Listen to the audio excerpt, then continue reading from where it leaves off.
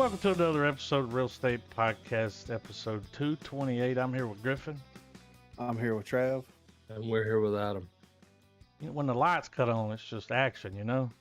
I know, right? Just right into it every time. But Yeah. so we finally got around to watching those Snake Eyes. Y'all guys, that's clever how you got his name, right? From the dice. Yeah, I guess. Y'all picked that up. So let's call it right now. Oh, he's gonna have to fucking. I knew that one dude was gonna get mad and leave. I'm like, first of all, he stole. Dude, how do y'all let him back in? Exactly. Like dude, what? All right. Go ahead, Trav, because I'm fixing those just shit. Oh no! Oh yeah! Oh, the shit storm's coming. Hurricane Snake Eyes is about to make landfall. And it's a category 6. As I was watching it, man, part of me was like, dude, I'm gonna be pissed if this is a rough template of what. Like, obviously, it will be a better film, but I'm gonna be pissed if this is kind of the same concept as Shang-Chi. Yeah.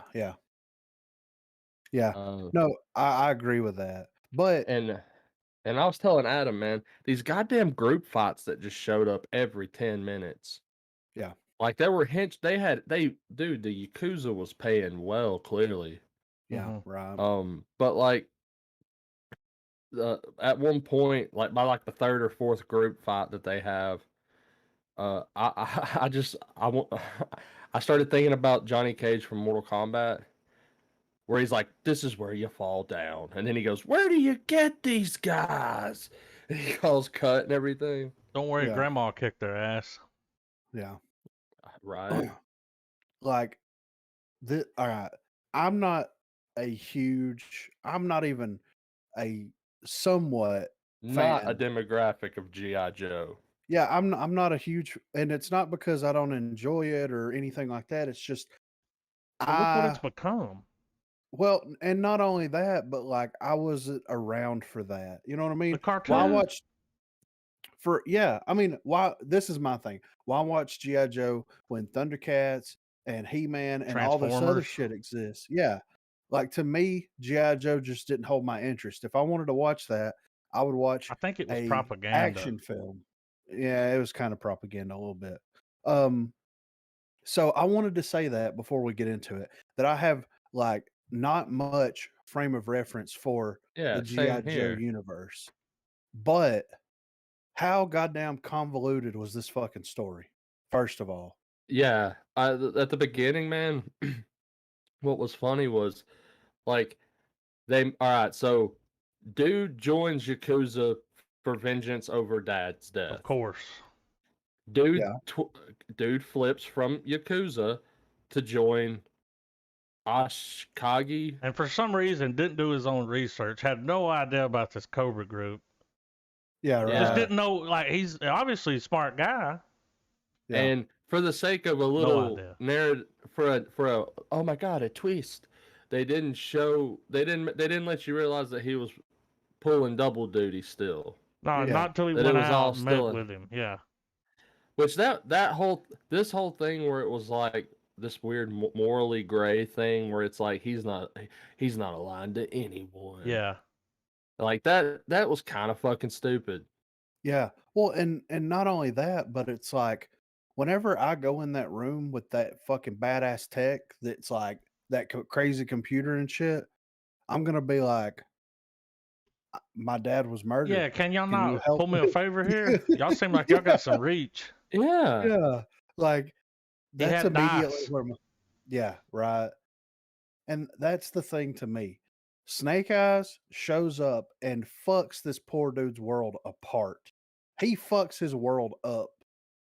And this dude was wanting to kill his uncle to protect his tribe, right? Yeah, because his uncle wanted the fucking what they call that thing? The moon rock? What was it? The sunstone or something? Yeah, I don't know. But Dollar Tree Infinity Stone. Yeah, basically. And it's like he shows up there and like he continuously fucks up Like he's a habitual line stepper. Well, with that's these why he's people. Snake Eyes, Griffin. Because even though he He's like a didn't snake in fail the at grass. fighting, he failed every goddamn time in his decision making. Clearly. Well, and I wouldn't say that he failed. I would say that everybody around him failed because they're like, "Oh, you're fine." The only one that had any suspicions was that chick, And then she fell in love with him.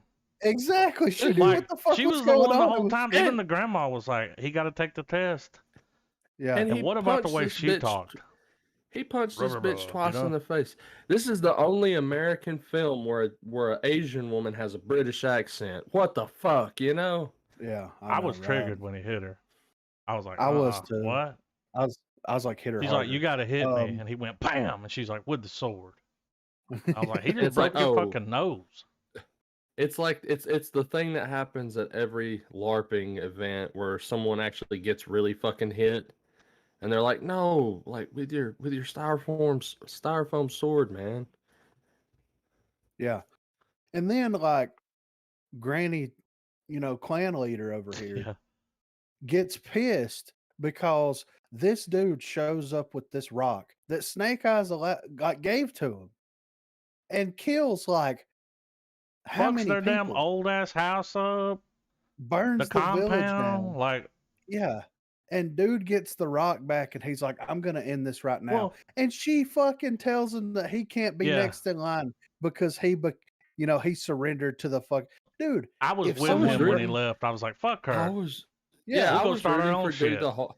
If there was any character to root for throughout the film, it was dude because he had what by film standards he had enough logic in his corner to be like, okay, he's calling this because of this, okay, yeah. he's doing this because of that, all right. Whereas fucking Snake Eyes and everybody else was just like, Well, Yeah, Tommy's son, because that's what they call him, right? Yeah, Tommy. He's gonna be he's gonna go work for the Cobra shit now and be. I mean, when he Be saw a the chick on the badass. plane, it's like, okay, he's the new villain. He knows all the Yeah, yeah. secrets, yeah, but he you doesn't get have the that. stone. It's like all mid-credit scenes are becoming just airplane like shots where like someone's like, "Who are you?" "I'm an executive of a corporation that we're only going to reference throughout the film and not really do anything So, with it." did y'all catch the product placement? Which one? The electric vehicles, Oh, the yeah. cars and the of course. motorcycles, everything was electric. Yeah. And they even did that one thing where the car pulls up and they give you they pan the logo. Yeah. You know, they did, man. I was Yeah. like, they're fucking trying to sell me a car. Yeah. Dude, yeah. I was so ready for that fucking movie to be over that like I definitely looked over that, but that's funny. I'm not surprised. And this was the one redeeming factor. I told this to Adam the other night. I was like, the only redeeming factor for the film, in my opinion, was like, maybe we'll at least get some really badass, martial arts shit. We didn't even get that, man. Dude, it was just like Mortal Kombat. How many times do you need to goddamn cut when someone goes to punch somebody in the fucking face? Like, dude, here's all I'm gonna say, because I fully plan to go see Shang-Chi. Oh yeah, it'll be better Shang-Chi. than this. But Way better. this is if they do this dumb fucking Hollywood version, this Fast and Furious version of fucking fist fighting in Shang-Chi, I'm out. I'm done. It's gonna be the worst fucking Marvel movie, worse than Captain Marvel. You know what I mean? And because because I was really expecting with this film being where it's at, and by the time the movie gets, because I went in cold with it. I know we saw the one trailer, but for the most part, didn't do a lot of diving into it. And so I was at least being like, all right, well, we're going to get some badass fighting. No, we did not. No, none. And they had the dude from the fucking Raid in the film. Dude, I was waiting for one of y'all to bring that up because I'm like, most underused actor in the film. Well, he got to do the bowl scene. Yeah, but fuck. What was that? All you had to do was swap bowls? Oh, you mean the test where it was like, don't fight him, just ask nicely. This is your first test. Be nice. You must take his bowl. Yeah. And he was like, I would gladly trade you my bowl for your bowl. Yeah. And it's like, oh, he passed the test. He has heart. Yeah. We rejoice. We eat. Like he is pure of heart. The dude from the Raid and the black dude. Blind Master? Yes, we're the best Blind characters Master in was the cool. film by far. Dude, when they were running up and he was like, there's 20 of them. I'm like, dude, they ain't even cut the corner yet. He heard the foot. He counted. I count 40 feet. Ugh, Yeah. You know? Yeah. Yeah, and then this weird, and once again, maybe it's because it's a inside reference that I just didn't catch because I'm not a G.I. Joe fan. But this movie goes from, okay, we're just going to be action-packed, quote-unquote, with fights all over the place. Then we're just going to randomly have magical shit happening because fuck it. Yeah, because we're in China or fucking wherever Japan. we were. You know, like Japan. Yeah, it's like the part where they're like, he steals the stone and they're like, we gotta go get him. He's like, I'll bring his head back and the stone. So they're following him on the road, right? And then he's like, and then he slams on his brakes, starts fighting this guy, and they're like, he's on our side now. And I'm like, it's just that easy. And keep in mind, vengeance for daddy has went out the window. Yeah, for sure. Right? He let the guy go. Yeah, dude, that was probably when I was like, all right, fuck this movie. I think I openly said it when I saw it, was when like this whole film has been working on homeboy getting to the guy that killed his dad. And when we finally get the scene, he walks in, motherfucker's chained up. He's like, I don't remember you because I'm a mobster and I fucking kill everybody. That whole moment. He said when Cobra sends a command, you do it. You work for the Cobra? Yeah. Up until like, 3 weeks ago. And here's my thing. There's enough other shit now with Infinity Stone Light and fucking, honor, whatever shit going on. There's enough going on with the plot at this point in the film that if they had that moment where dude was finally, he's passed all the tests, he's just a badass. If the minute he saw him, knife to the throat, scene's over, shut the door, let's get that fucking stone. Like, I was waiting for that moment, you know? Yeah. Like, I have my closure, I can now be Snake Eyes. Let's fucking do this, you know? Didn't even kill him. No. But instead, we get the bike take off as the which fuck the trailer. They showed us the last shot of the movie in the trailer. Right. Him putting the suit on and having the visor. Yeah. I was like, that's what the fuck? Well, that's for the next movie. That was the last bit of our budget for CGI. I was so beyond fucking disappointed, man. I mean, to quote the trailer, he is on a new level of bullshit.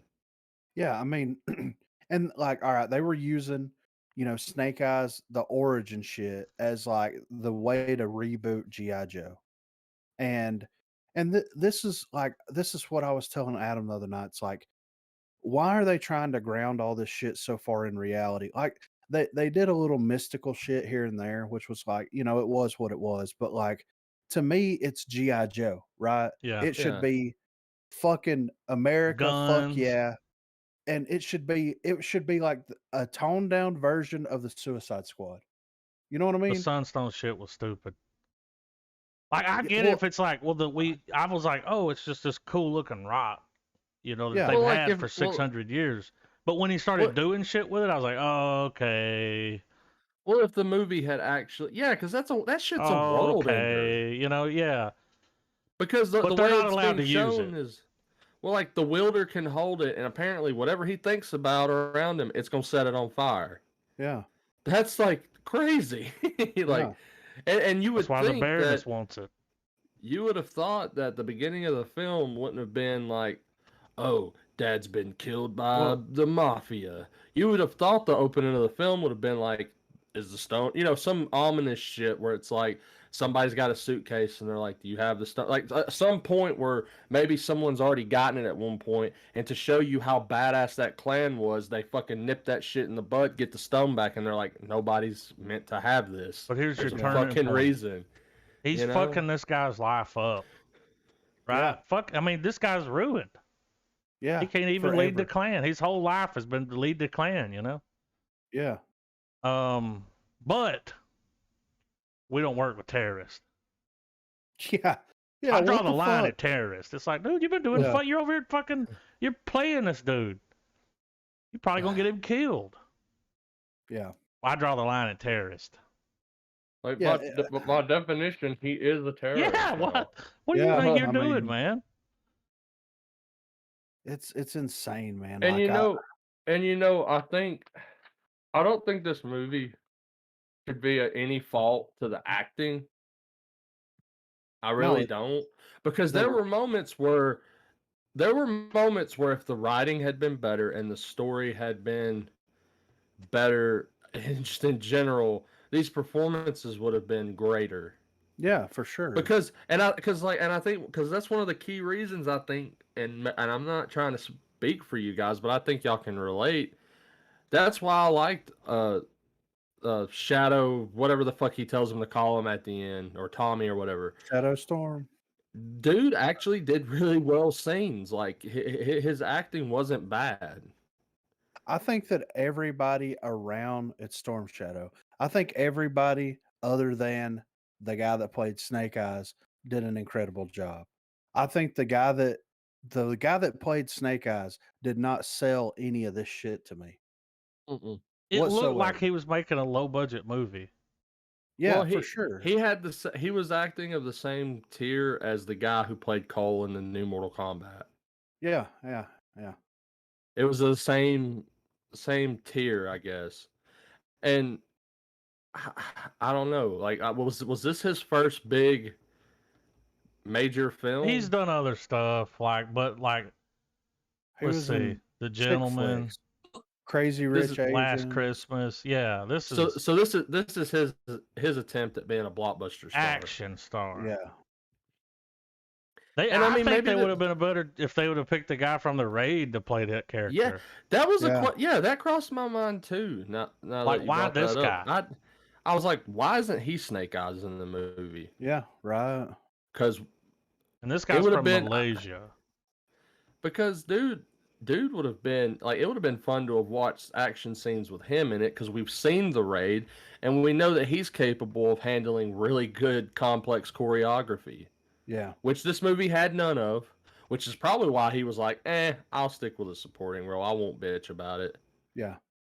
And if there's anything to come of this film, because like his English and everything was fucking great. Like, he is ready. After the Raid, after all the other stuff this dude's done, he is ready to come over to the US and fucking bro down. You know what I mean? Yes, and I think if he could have a westernized film that's just as brutal as The Raid to be in, I think he would shoot way up the ladder in terms of action. What if they put him in that? They're making The Raid, the U.S. version. It would be cool if he's in it.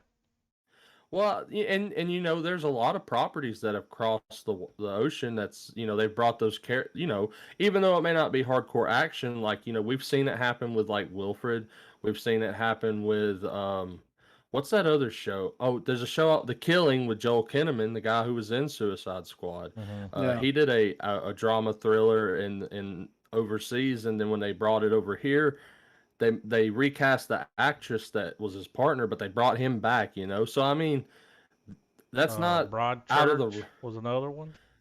They yeah. brought over. It wasn't action, but then wasn't Tennant in both? Yes, he was. So they just replaced the woman. So why couldn't they apply the same idea with action films? And if you've got someone like for instance, Tony Jaa. And I hate that I can't remember that dude's name from The Raid, because his performances in that movie were really fucking good.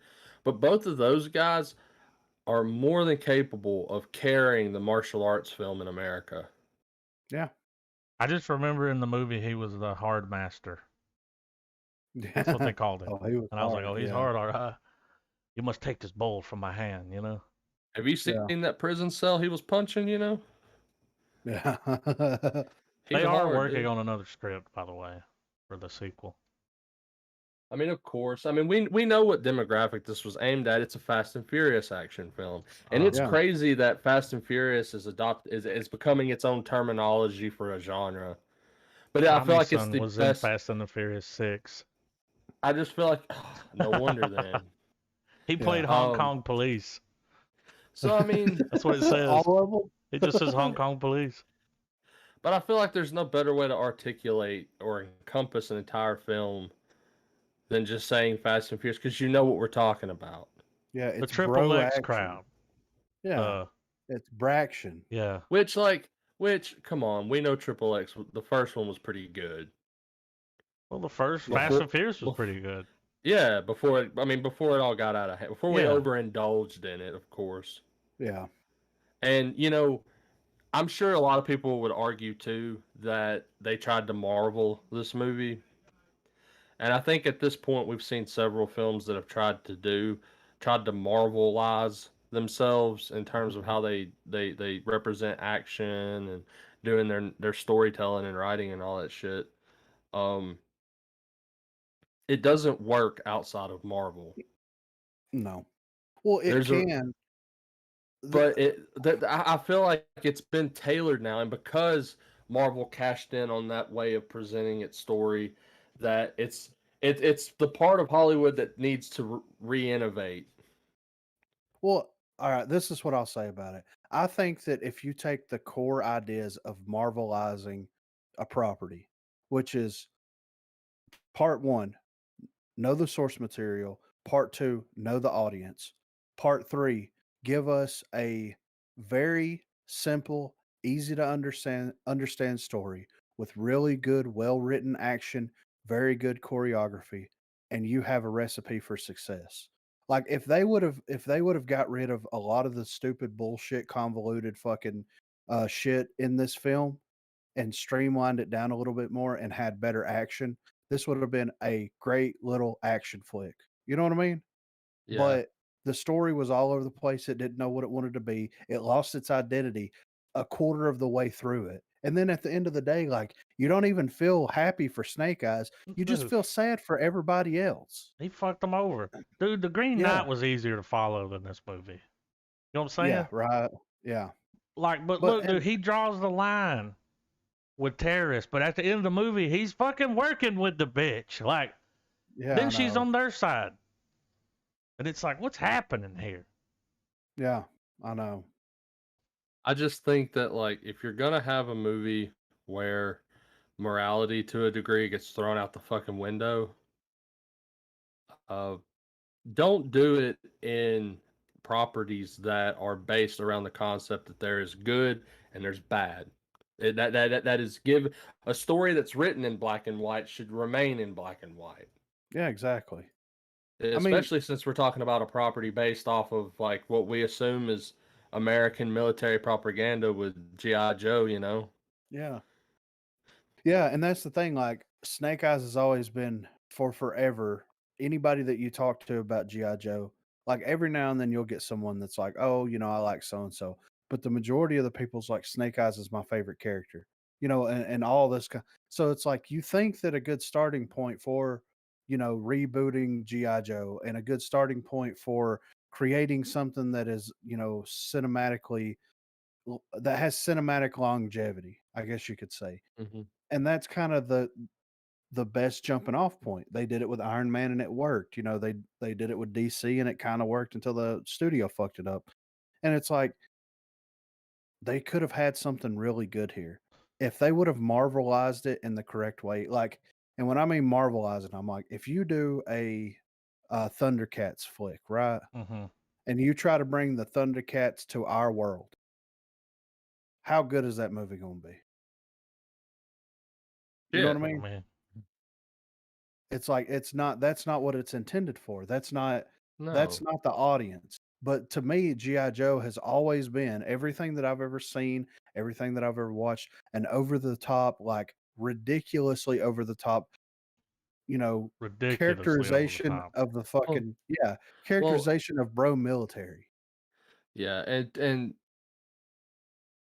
going along with that, G.I. Joe is a property that, considering our socio-political climate right now, that's not a good thing to try to. That's not a franchise that's going to skyrocket right now, dude. No, definitely not. And that's why whenever they're bringing it back, it's like, well, at least they're tackling Snake Eyes, which Snake Eyes was a white guy, like, and the writer for G.I. Joe came out and he was like, I made him a white guy on purpose, and he went into an explanation as to why he was a white guy, how he, him US and Storm military. Shadow. Yeah, like it went into this whole big thing that like the way that he explained the story of Snake Eyes was like, this would have made a really cool movie, you know? Mm-hmm. But like, you know, I don't have a problem with the casting. I don't have a problem with any of that stuff. But it makes sense based off of what you said, Trav, because this isn't the right time, place in our history to release something like this. But it would have been great if they would have like captured that lightning in a bottle when they did the original ones, or wait until 15 or 20 years from now and try to do it then, because we don't know what the climate of the culture is going to be like then, you know? But You know, and honestly, I think the G.I. Joe franchise as a whole, no, I'm probably committing pop culture heresy here, but I feel like you could make G.I. Joe work right now. You yeah, absolutely could. But I think you would have to, like, if you made it very gritty, war level type stuff, and you almost give it an A team I feeling. was thinking A Team. yeah, Yeah. yeah, Like you Was get just a thinking group, that.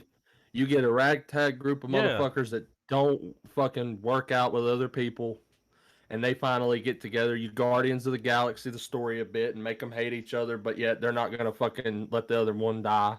yeah, And you cultivate a story built around the way the world is now, and tell it that way. And that's what they were trying to do, maybe, but it just landed on its face. And I think it's a lot of things too, is like when you're dealing with movies where your primary weapons are swords or guns, assault, you know, all like dangerous fucking artillery. Why are we making PG-13 movies like that? yeah. Well, and like If gun culture leaves such a sour taste in people's mouth these days, why are movies being tailored so that children can watch them? My point being is that, like, if this movie could have been bumped up a little bit to an R rating, and the writer like gave it GI Joe, and it's, I guess, like the spirit of GI Joe being that in the end it's like, yeah, America gets the job done, blah blah blah blah blah. And I know we're deviating away from Snake Eyes because he's not necessarily a full blown Joe, but in the film they were like, hey, your dad was a Joe. Oh, he's gonna be one now. yeah, Yeah, Oh, he's but been recruited. That's for sure. and so, you know, I don't know. Maybe the film could have been better if it was more of a R-rated film. yeah, I don't know if Because that would have fixed the script though. I mean, Like, obviously not, but it would have made more sense with a property like GI Joe that nobody under the age of 30 knows what the fuck it is. or cares. yeah, Absolutely, that yeah, for sure. It's the kind of property that, you know, you hear the debate across a lot of pop culture stuff that's being made nowadays, and how, you know, it's aimed for, like, older people are watching it, whereas younger people aren't really giving much of a fuck. Some do. There is that audience there. They are going to make their money off their toys and shit.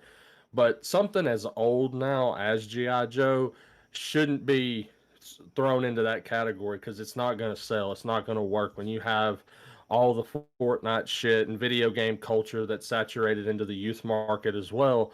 I just don't think there's room to revitalize G.I. Joe that way. And so if it could have had a more mature aimed story and vision, this could have been a far superior film than what we got. yeah. It was I like the see what guys you're that saying. wrote Mortal Kombat wrote it. Yeah, And I'm not saying gallons of blood has to be on screen either, but I'm saying allow those nuances to be there. Like when someone gets lit up They by were a fucking using swords. MP5. Yeah, well, I like, thought well, somebody was gonna get their yeah, head chopped off. I was waiting for a classic, you know, quick swipe I decapitation thought he was gonna scene or chop that dude's something. head off when he. It's like, Yeah, this the guy same. killed Yeah, my dad. I was like, absolutely. chop his fucking head off, man. Yeah, dude. yeah. And Well, but just enough to let everything at least look better. yeah, Like whenever dude gets shot in the head and it cuts to him and it just looks like he's taking a nap on the ground. yeah, No blood ever. I yeah, mean, I don't know. Like those having those types of special effects in an action film can really break the immersion, especially nowadays where the bar on fighting movies is so high, to where, like, you have these films where someone's getting punched in the face and they have it down now to where if the camera's aimed at the victim as they're getting punched, as each fist that raises up, you see their face just get fucked up more and more and more. Like the way those practicals and those types of things are used and all that shit, it just feels rushed and cheaply made to have a moment where someone gets cut by a sword and not a drop of blood gets spilled. But yet homeboy like buckles over like he's been dealt the death blow. Yeah. No, I understand. And that's why, like, well, how did it get a PG-13 rating if you're literally disintegrating people with a rock? Yeah. Yeah, I mean, like, every argument I feel could open up a rabbit hole. This movie. So, and they saved their one fuck for. She was like, "Fuck this." Yeah, I know. They saved their one fuck for that. Yeah. So, but dude, all right. Here's what I'm gonna do. I'm giving it fucking 0. No goddamn stars. Can we do that? Yeah, dude. No stars. Yeah, I'm not giving it a star either, man. Hell yeah! I mean, I was gonna give it a half, but if we've never done that. Oh yeah, you can give something a no star. We've never done it. Are you sure? No, I feel like we never have done that. Never. I don't feel comfortable giving it a star. I mean, well, I think it's an agreement. It gets the coveted real estate box of nothing. Yeah. Dude, I thought Snake Eyes was all right after everything pops off, and I was like, he's gonna go back. He's gonna pull Tommy aside and be like, "Look, man, I fucked up. I was fucking double timing you, but I'm with you now. I want to, I need your help.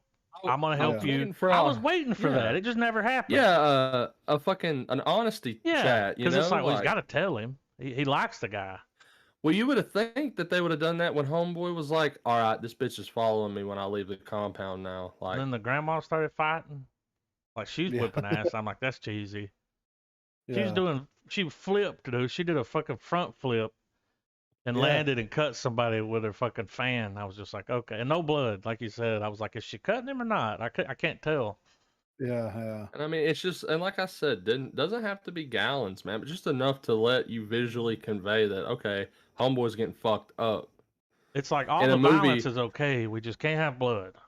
Like, in a movie that's 60% of the runtime is people getting punched, stabbed, and shot at. I mean, you would think they would have been like, look, man, the kids ain't stupid. They're playing Call of Duty. Let's at least just put the blood in. I think the only time you see blood is when he cut his hand. Because, dude, those fucking sword fights, man. How fucking crazy would it have been if we had like some moments that were like straight up Kill Bill style, where like they could have even done that, where you know they kind of pay homage to it, where dude's silhouetted, but you see fucking hacks and squirts going everywhere, dude. Yeah, you see them fighting behind those doors, like the style of door they have. It's like paper. Like there was so much room to do some really cool shit in the scenes that they had, and they didn't. They just were like, all right, circle him and move really fast and flow your arms. Are we not going to talk about the big ass snakes?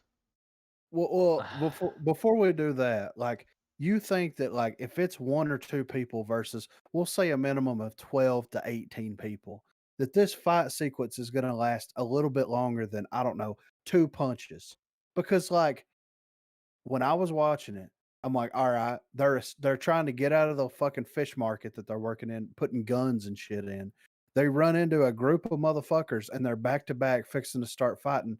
They literally fight for less than 5 seconds and then it's over. Yeah, and dudes just standing up there watching them. Yeah, and I'm like, what the fuck is happening right now? Like, these are not team fights at all, you know? No, it's like they're like killing putties.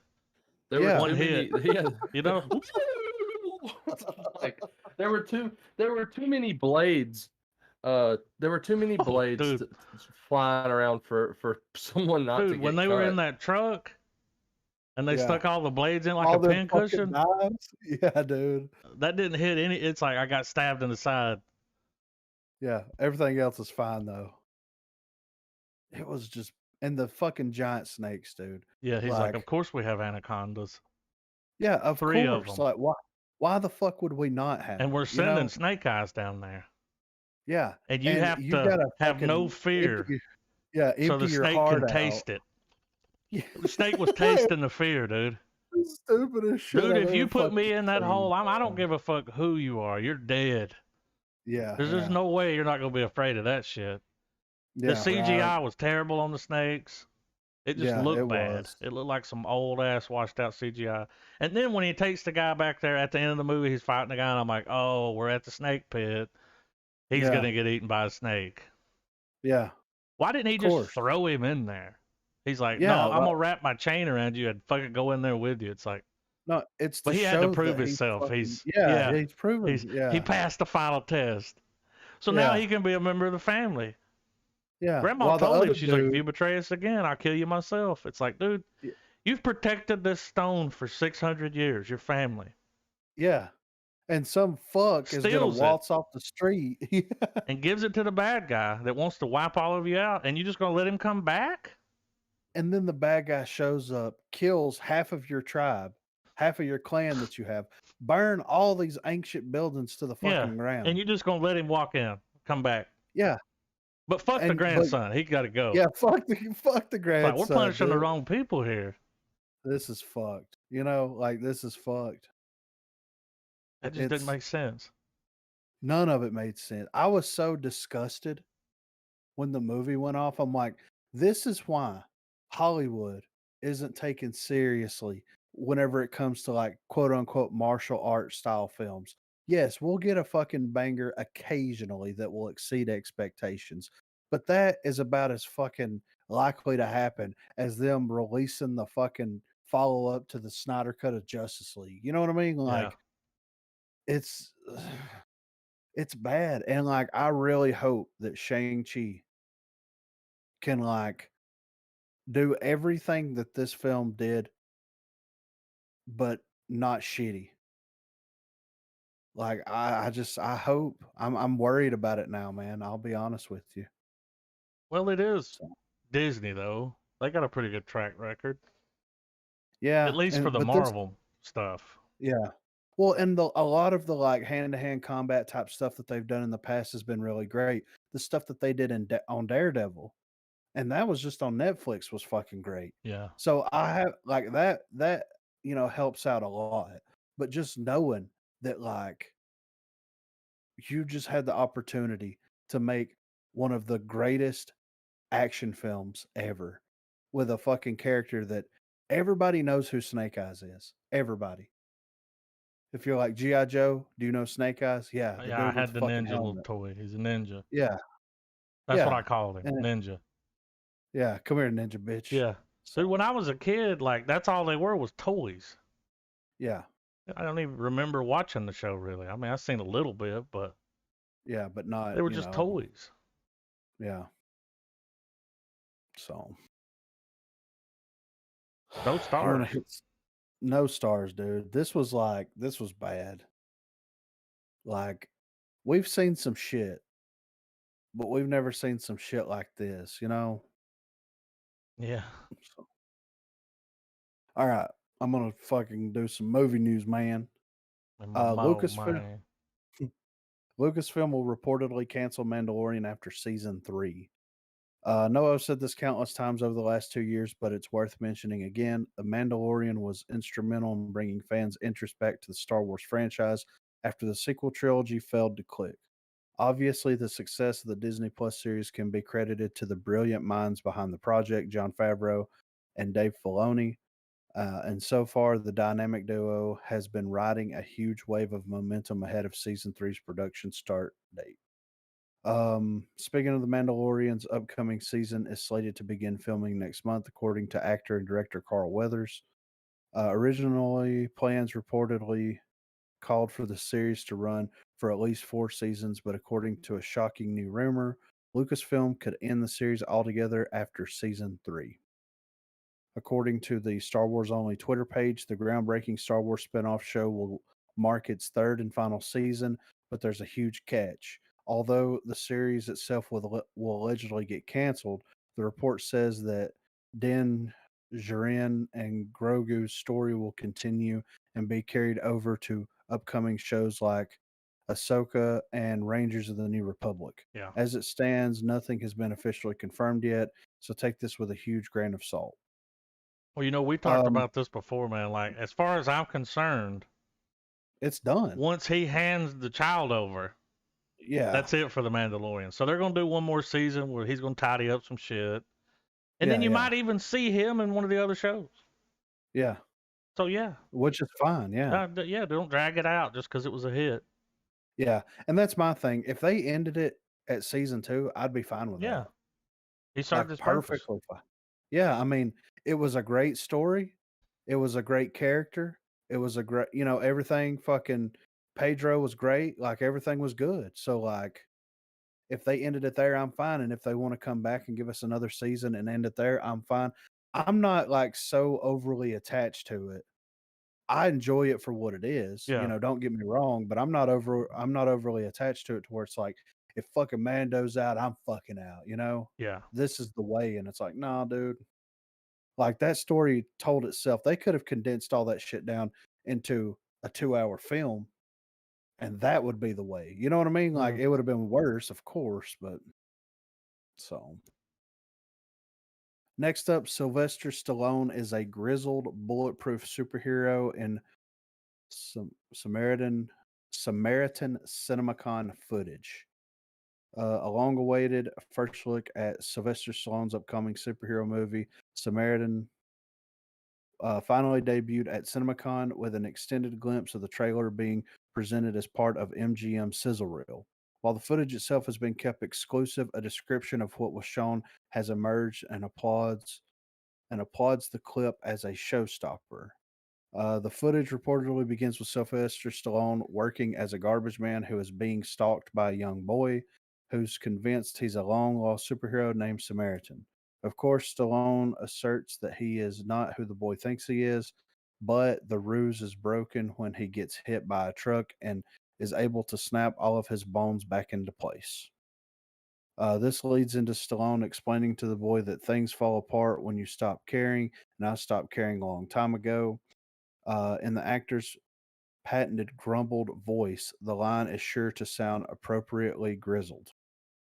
The footage then gave audiences a glimpse of Palau Asbeck as the villain of the piece before blowing everyone away with an extended action sequence in which Stallone demolishes an army of bad guys.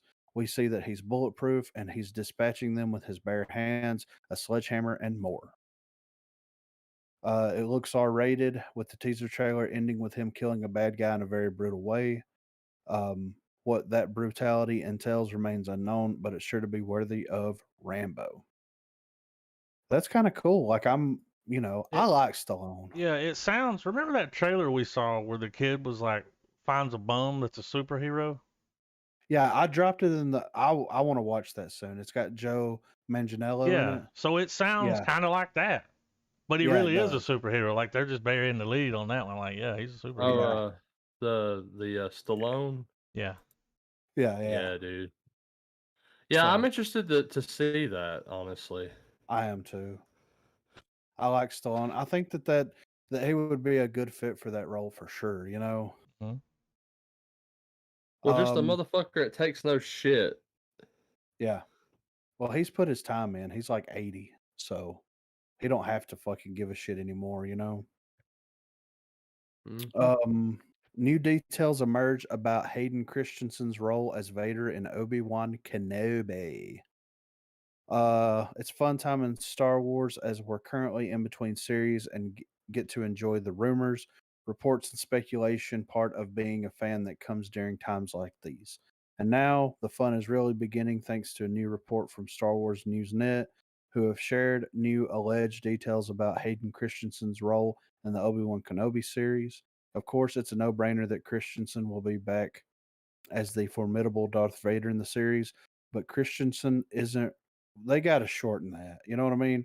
Mm-hmm. Christensen isn't really known as the face of Darth Vader nor the voice. Simply put, Christensen is best known for portraying Vader during his Anakin Skywalker days. So why would he return to reprise his role as the Sith Lord if he's going to be behind the mask? Well, the latest report now has a good explanation for that, as SWNN has found it's very likely that we will see Vader without his mask on, thus showing this rarely seen side of Vader when he's not equipped with his protective armor. Then there was some photo leaks. I'm not gonna. It says here that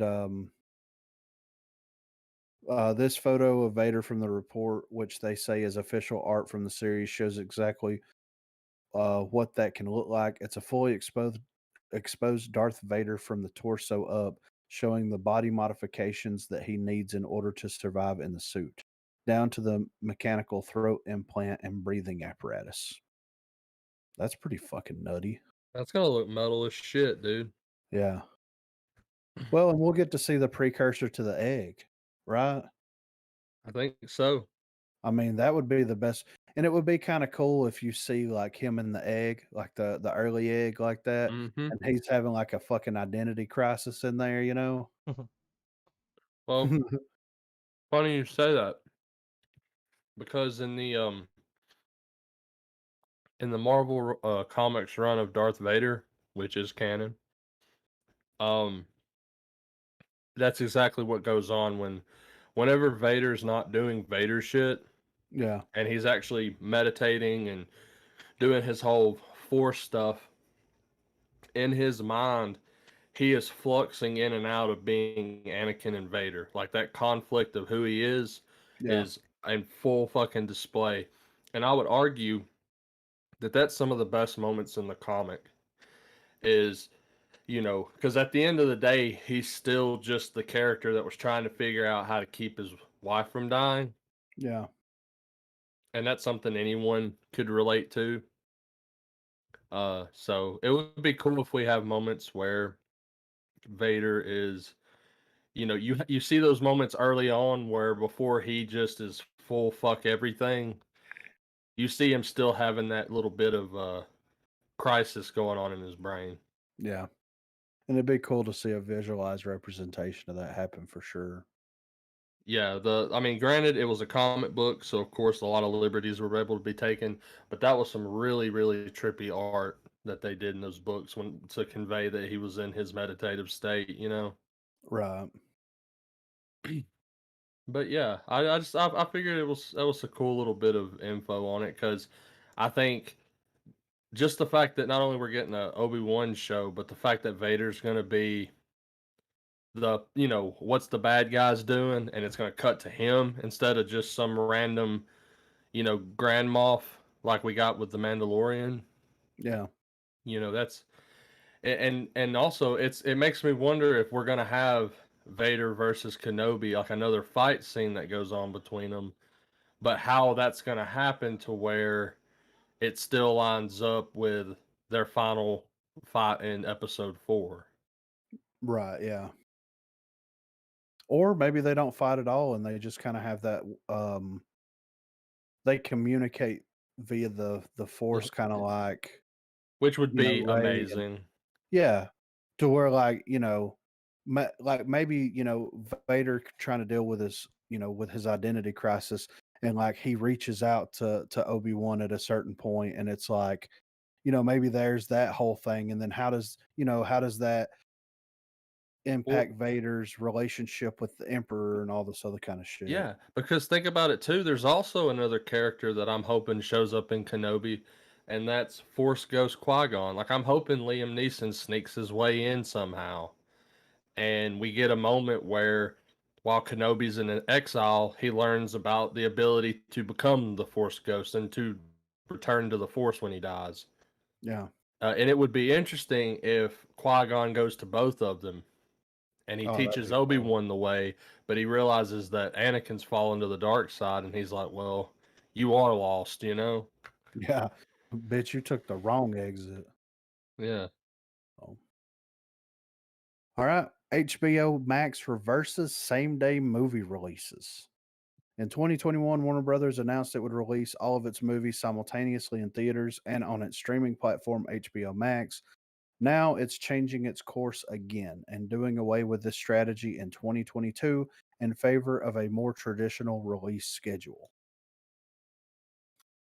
So, what does this mean for movie releases and how will it change the streaming landscape? basically they're talking about, all right, so the theater chains are happy. It says from 2022, Warner Brothers will give theaters 45-day exclusivity window before releasing new titles on HBO Max. Though 10 of its movies will get same-day streaming treatment. The first theater chains set to benefit are Regal Cinemas, Cinemark, and AMC. Which, I mean, they came out and said that it was happening specifically in 2021.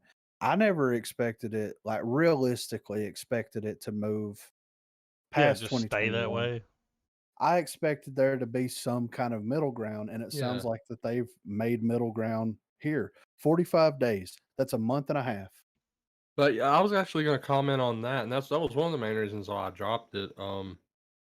I still feel like 45 days is still not really a long enough time, honestly, or maybe it's too long of time, because originally wasn't it like 3 to 6 months before a film either went straight to physical print or I would say streaming? like 6 months. Yeah, 6 That's to what it 9, felt I would like. think. Yeah, like movies released right now, we would start seeing the DVD commercials around January. Yeah, yeah. Well, and the 45 days makes sense because if you're going to go watch it in theaters, you're going to go within that first 3 to 4 week span. They're giving it, Yeah, when all the hype's up, yeah. And with the way that the internet and social media kind of influences, pop culture now, it's like if you want to be in, you you're gotta not go going to wait see it. 45 days. Yeah, Yeah. exactly. Oh yeah, or the internet's going to spoil it. Yeah, exactly. So to me, this is a perfect strategy that HBO Max is doing, and I hope Disney and a couple of other studios get on a very similar bandwagon because it would be nice if we could go and watch Spider-Man on like what was it, December the 22nd or whenever, or December the 15th when it comes out, and then 45 days from that, from then we can watch it at home, we can buy it on DVD or Blu-ray, we can re-digest that content again. Yeah. Instead of having to wait, like, okay, the movie came out in the spring, we got to wait until fall/winter before we're able to revisit it. Right. Why? What the fuck? So I think that that's a good move. I think that HBO Max has certainly been laying a lot of the groundwork, and they've shown that like you can do simultaneous releases and it still works. I mean, look at Suicide Squad, look at Mortal Kombat. There's been several, and I think Doom. Yeah, Godzilla. I think, I feel like it's already a niche market anyway, but it's still a market nonetheless.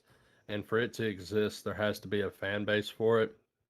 I remember, and I can't remember if Adams brought this up in a previous episode or not, because it was him that actually told me about it. But there are a lot of those theaters out there that will take a new movie that's been out for a while, and after its initial run, it'll still be there, but it'll have ticket prices are significantly reduced. Yeah, dollar theaters. And this seems like the nail in the coffin for that type of market, man. Well, but you could still pay $1 to go watch it in the theater. I mean, yeah, I mean, what if you watch it at home and then you're like, man, I wish I would have watched that in the theater. Yeah. So guess what? You can at a discount. Yeah. Like I would have loved to been able to do something like that with like, I don't know, like Godzilla versus Kong. Yeah, right. Yeah. Just to be able to, have that enjoyment of that film on a big screen. That would have been good in the theater. Yeah. So I think that that's a good template, and there's been a whole lot of going back and forth on Disney's side of the world where it's like, Shang-Chi's coming out in theaters. That's happening. They don't know what they're going to do yet by the time that the holiday season rolls around with Spider-Man specifically. If cases ramp back up during the fall into the winter, then and another lockdown seems imminent, then they may do a dual release. Yeah, they might delay it as well. And like, if they delay it after this trailer came out, oh man, motherfuckers are gonna riot. Yeah, you know what I mean? Like legitimately, like Spider-Man's gonna have to show up and save the day. Well, when you think about all of that in general, man, wouldn't you think that at this point now in the pandemic, where there's still cases like business is not returning to normal like people thought it was. And you would think that instead of making these very hardline contractual agreements between these different publishing companies and stuff, you would think that at this point, someone at the table should have had enough sense to be like, well, let's put a clause in here where when external situations affect our markets, we resort to this plan B. Mm-hmm. And have it to where, okay, if a pandemic hits, all right, this is what we do effective this month. And it needs to be something that, like, directors, content makers of any level should have that written in too, where they're like, okay, so that we don't have situations like with the lawsuits that are going on right now, to where you have it where when these people sign up for a project, they know full and well day one of putting ink to paper that if something like another pandemic or economic thing happens, that this will happen. This is gonna affect your base pay. That expect this, so that no one's caught off guard, and you have these moments where people have to have their day in court, because whenever that happens, that's always a lose-lose, not everybody. just for the persons involved in the suit, but it's going to affect ultimately the market and the audiences and the fans that are giving these people their jobs to begin with. Yeah. You know what I think it's going to do? A lot of these big actors, man, like Scarlett Johansson, she was taking, because if you take back end money, you do get paid more. Yeah. Well, it was released online. The back end money wasn't there, Mm-hmm. Yeah. You're going to have these big stars that are like, no, I want mine up front. Yeah. I'm not doing the back end. Like, because it's not going to be a back end.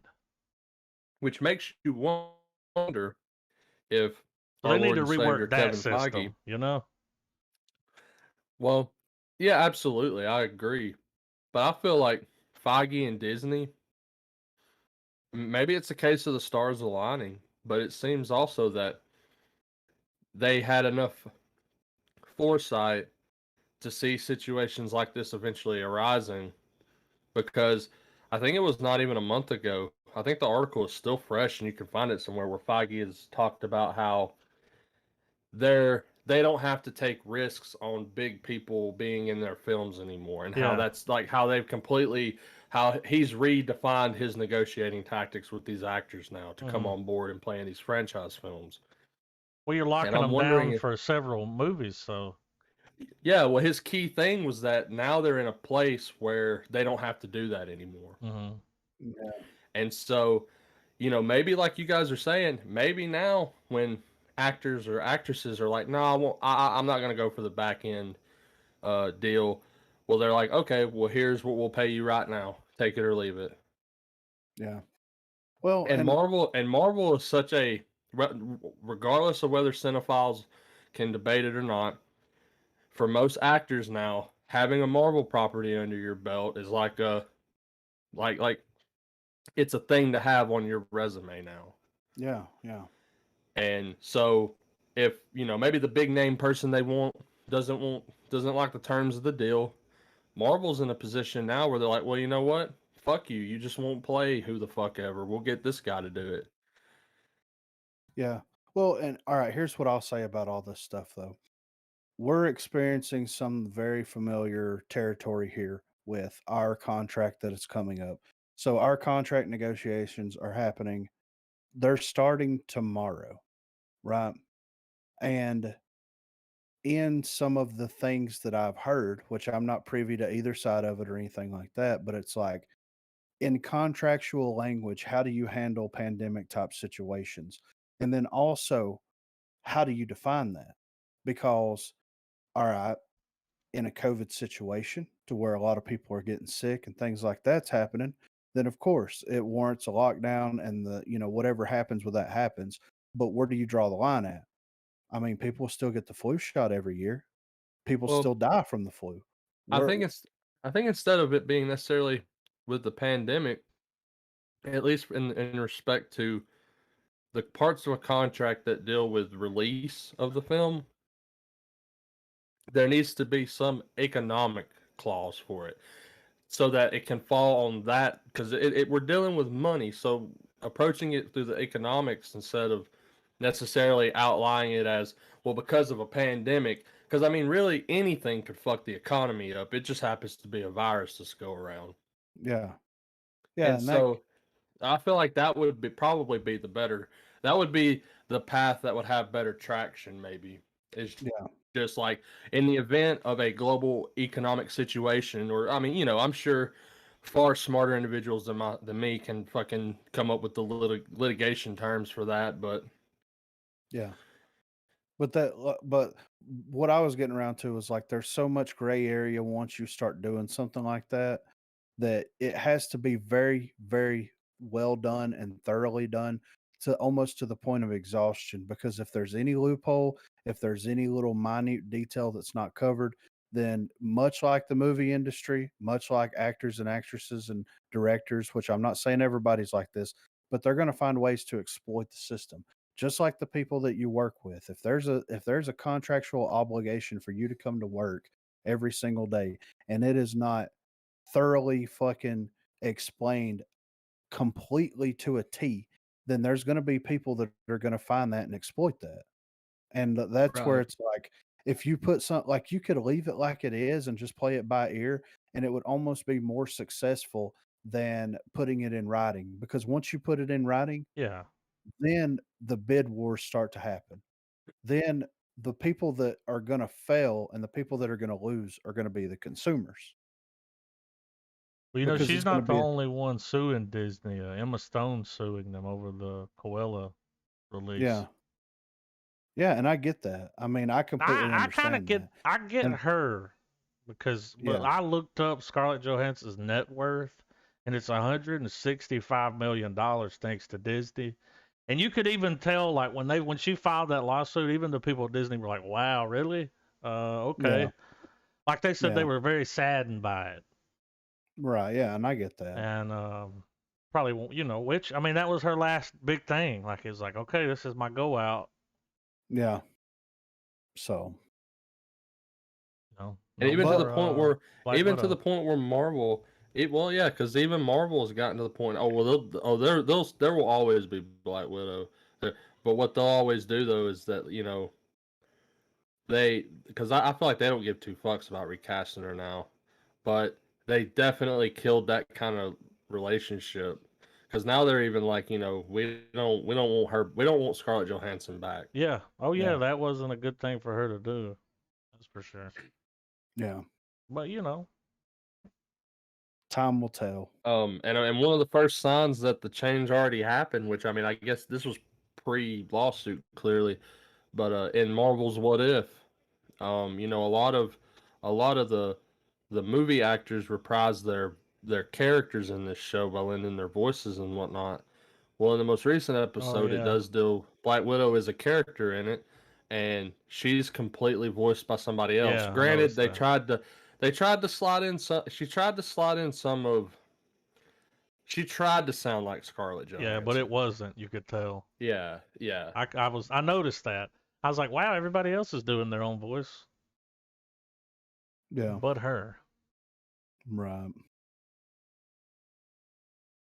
Well, time will tell, and we'll see what happens. I mean, if this is going to be the new norm, then they might as well figure it out sooner rather than later, right? Mm-hmm. So, I dropped this next article in here specifically for Adam. I'm excited about this.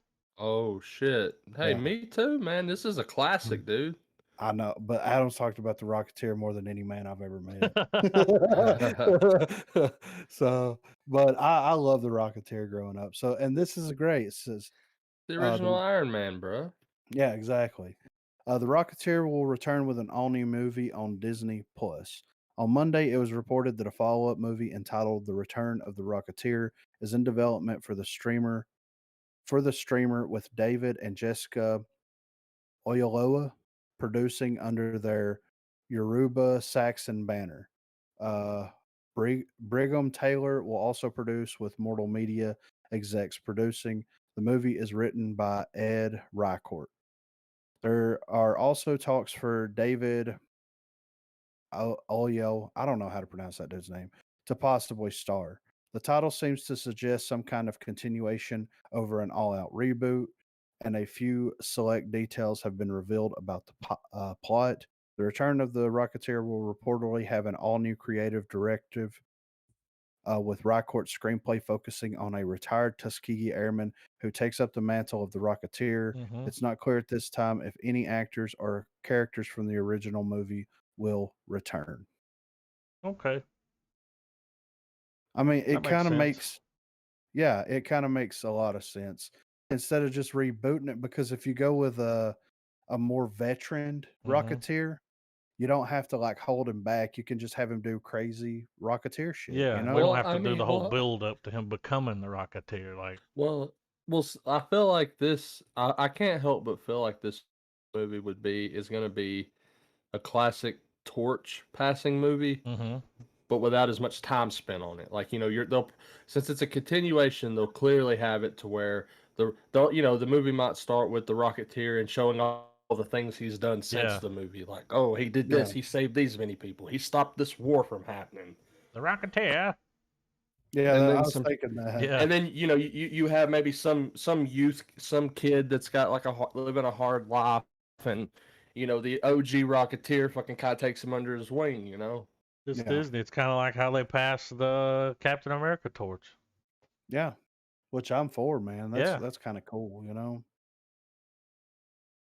Excited to see the suit come back. Yeah, I'd like a plot where the Nazis are trying to still get the rocket pack from him, and like have it to where the Disney quip aspect of the movie could be that the kid is like, Nazis, are you kidding me? You know what I mean? Like really, like we're in 2020 something, like that's old, that's old speak, but then like bring the movie back in full family action adventure, and it's like the Nazis, like straight up like Indiana Jones, the Nazis are still the fuck around, man. Like they're still trying to do their stupid shit. Yeah.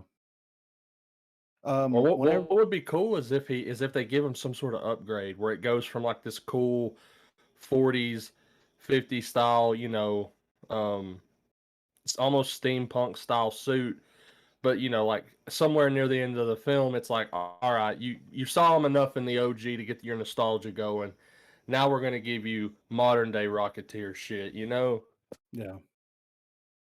How would you feel about that, Adam? I don't want him to change the helmet.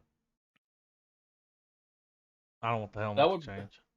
Which would be a cool moment where he gets maybe a new pack, but he's like, I'm keeping the helmet. I mean, they could upgrade the technology because it was just a helmet. Yeah. Yeah. This helmet could be kind of like Iron Man's helmet where you can see shit. And even the rocket could, but I just like the look of it.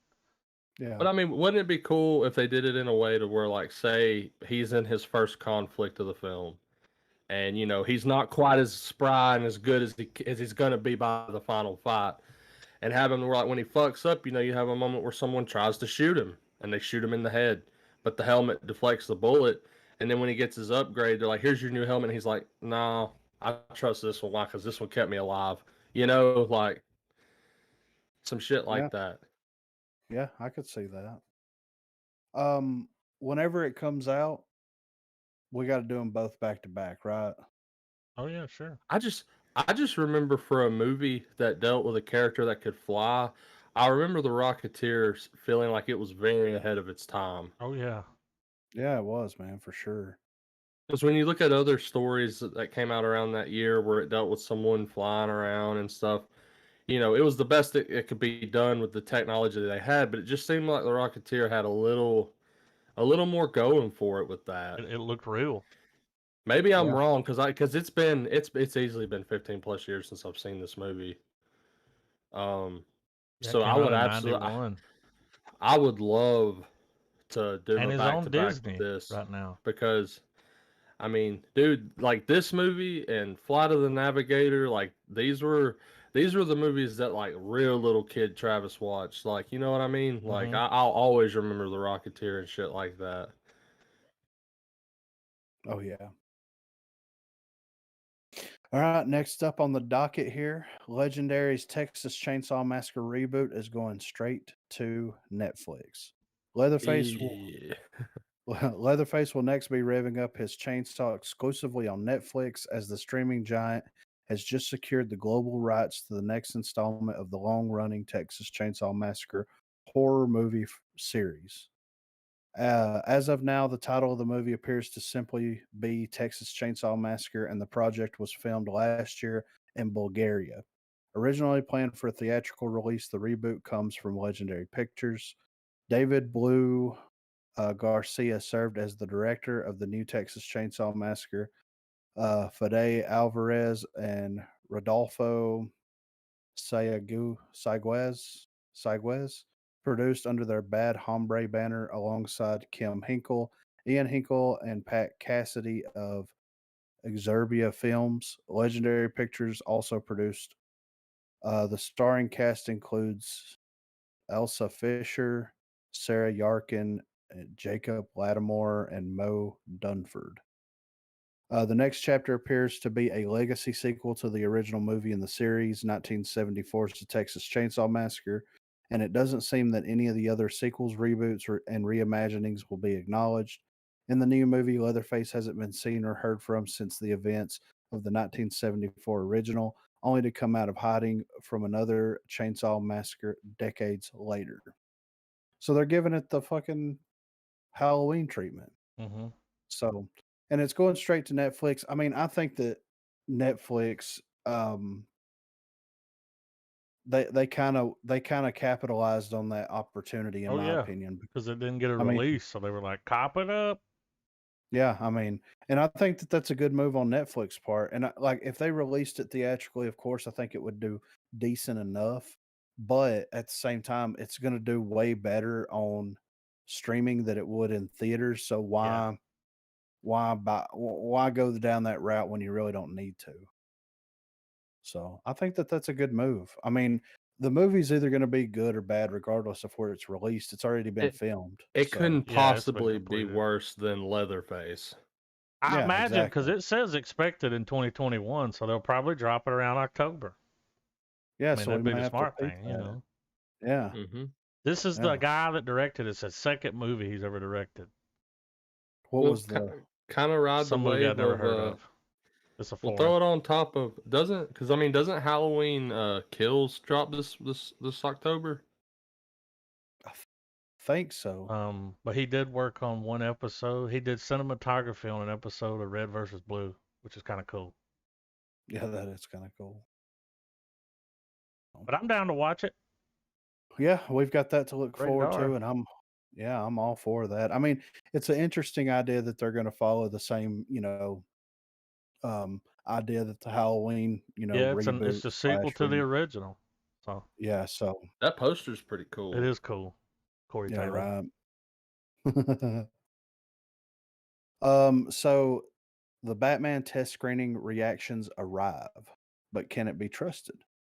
While most of the superhero media and genre fan public attention has been focused on Spider-Man, thanks to the trailer finally being released, we have now been reminded that there is another upcoming comic book movie that is just as highly anticipated, thanks to a confirmed test screening of Matt Reeves' The Batman and the reaction that has appeared online following it.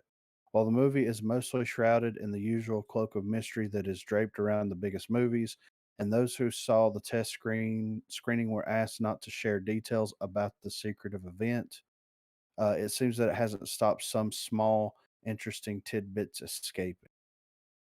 There may not have been any major spoilers involved, but the information shared by Twitter user Blu-ray Angel, who says the information came from someone he knows who was at the screening, does seem to stack up with the little that is known about the movie. While the information is still to be seen as speculative, the same user has shared many such updates in the past with reasonable accuracy. This is what they said. The Batman movie is a horror movie. Very graphic, very dark, very scary. Paul Dano is fucking crazy. So fucking scary. I loved every second.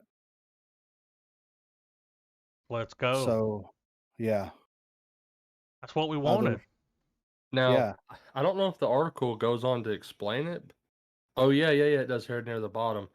Apparently, this cut of the film they watched was 3 hours long. Fucking right. I saw that, yeah. I mean, dude, if there's a hero that needs a good 3-hour film, it's the goddamn Batman.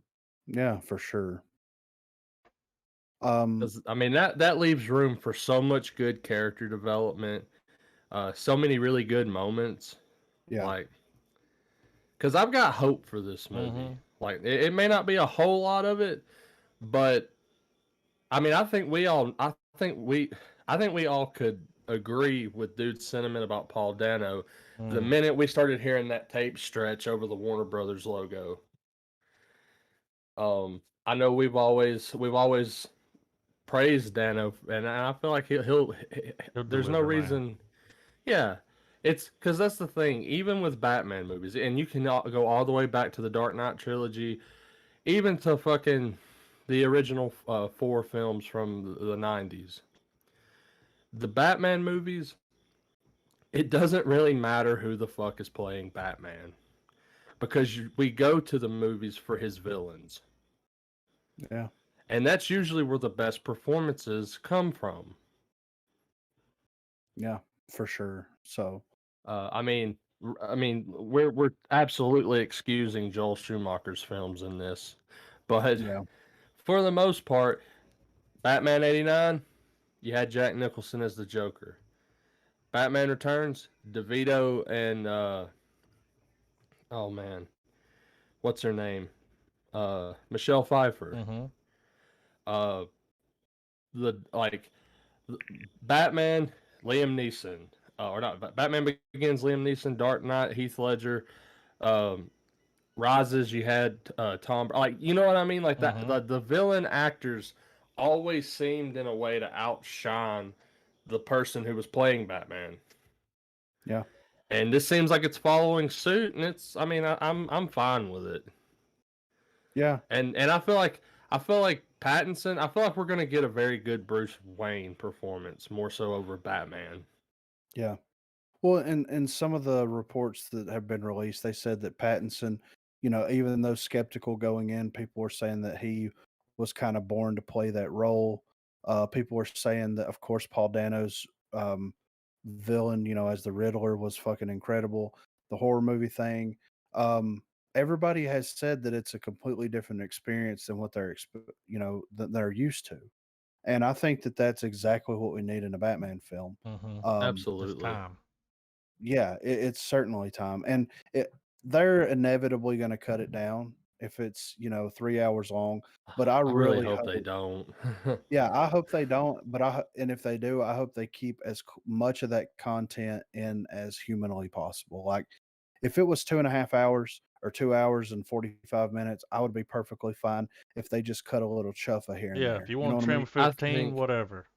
I think from the hassle that Warner Brothers has gotten in the past 4 years, cutting shit down, 4 to 5 years, from Suicide Squad and Justice League, I would like to think that maybe they let this be their first experiment, and let's just not fucking say anything and let Matt Reeves release his goddamn movie the way he wants it to be. Well, the numbers are there, dude. People don't mind watching a 3-hour movie.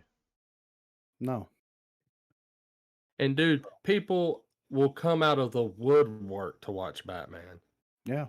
Think about how many people flocked just to see Batman versus Superman. Yeah, I know, right? And that's a fucking long ass movie too. Yeah. Well, the director's cut of it was almost 3 hours. The only cut, my friends. Yeah. I was talking about the other one though being long. Like, Well, even so, the theatrical cut, I remember when it dropped, at least our local theater, they did put out a disclosure there, like, this is a borderline 3-hour movie. Just it's a long one, like. Yeah. And so we people are totally okay for the most part, I think, with a 3-hour Batman movie. Yeah. So we'll see. I mean, it's coming out in March of 2022. So we don't have that much. I mean, it's long enough, but we don't have that much longer to go.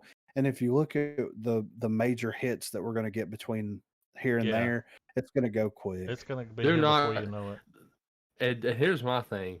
Do not cut any of Dano's stuff. Don't. Do not leave any pieces of the Riddler on the cutting room floor. I would be okay with them sacking shots of Batman just driving around over tapping into this dude's performance if it's as good as what these tweets are saying. Yeah, right. Yeah. So last up, I wanted to throw this in here because this is a pretty interesting idea. Pauly Shore pitches Marvel-style Weaselverse movie uniting his 90s characters. Could Pauly Shore be heading into the Weaselverse? Shore, one of the most recognizable figures in pop culture during the 1990s, is best known for his alter ego called the Weasel. Developed on stage as part of his comedy routine, Shore later introduced the character on television and starred in a series of theatrical movies.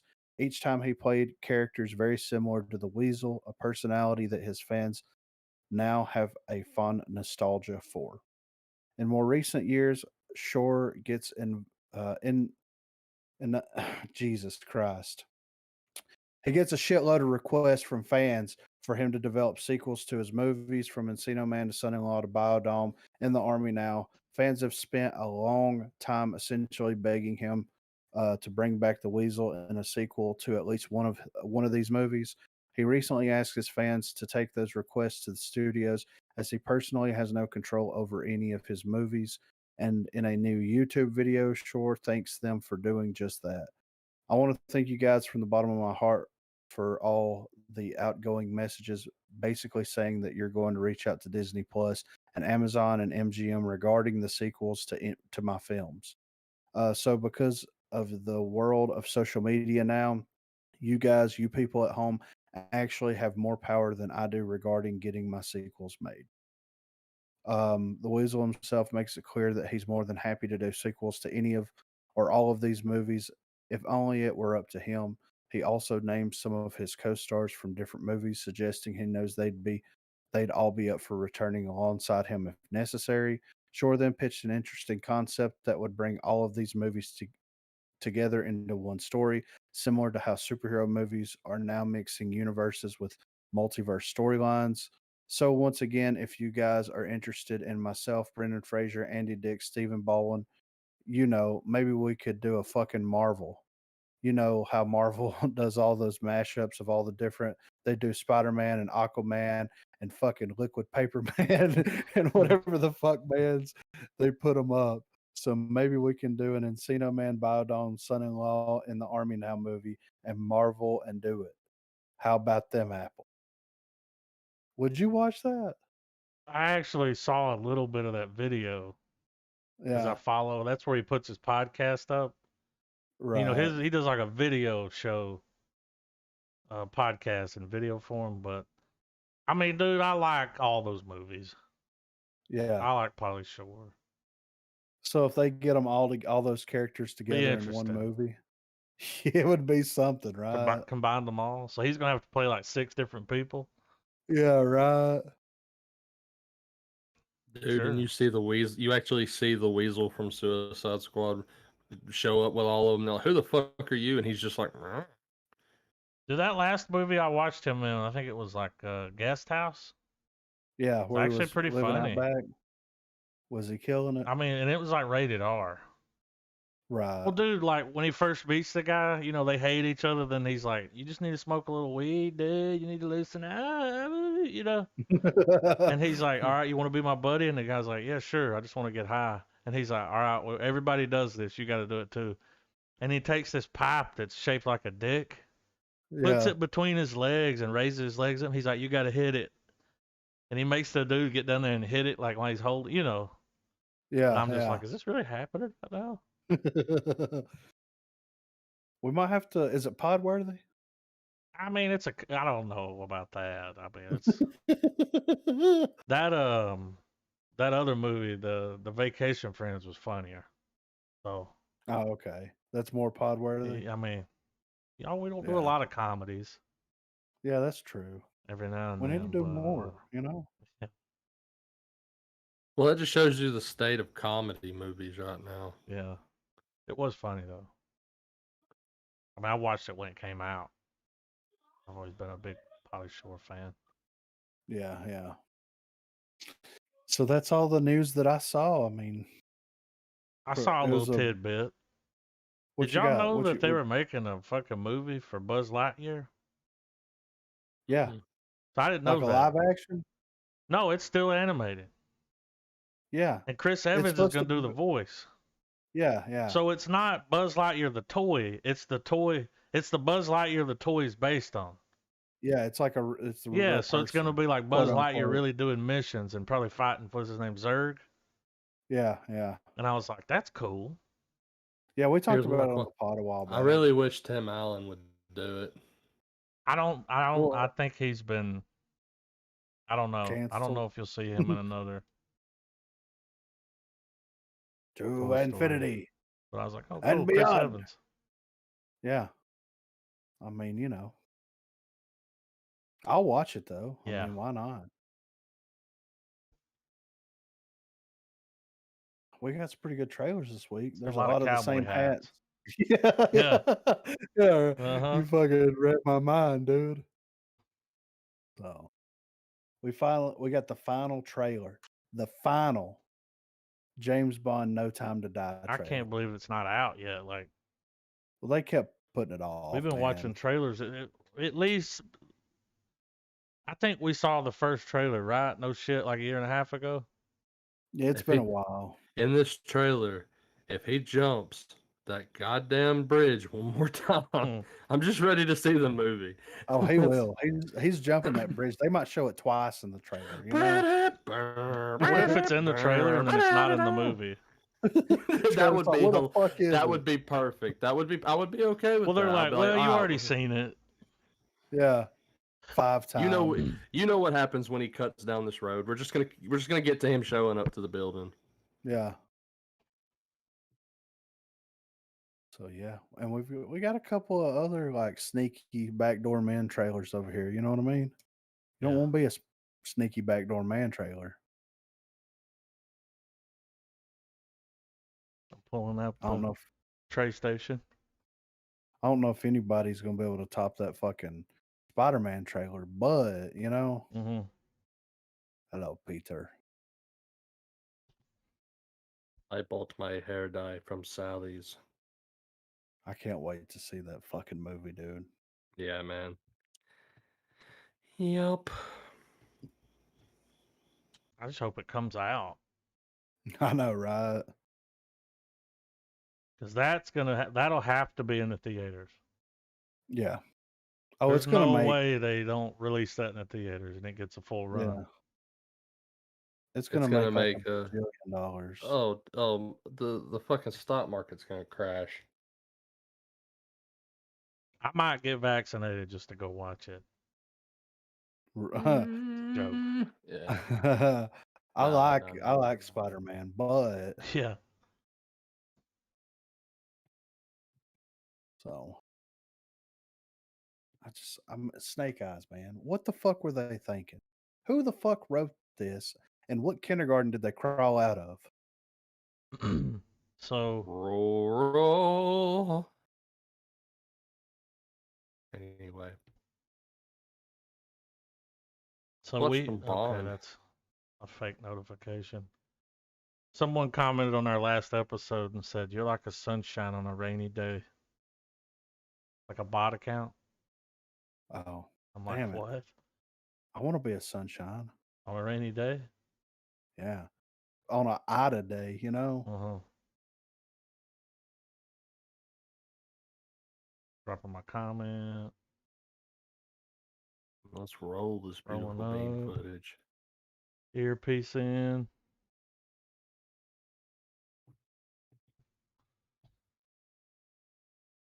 All right. 3, 2, 1, play. Bye.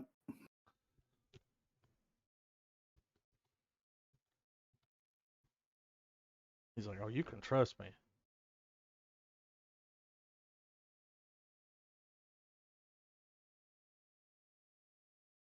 I feel like if he played online games, his name would be like Pussy Slayer 007.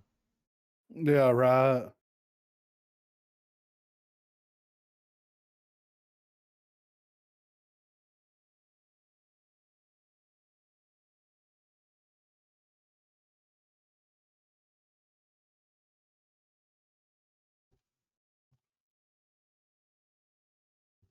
Mm.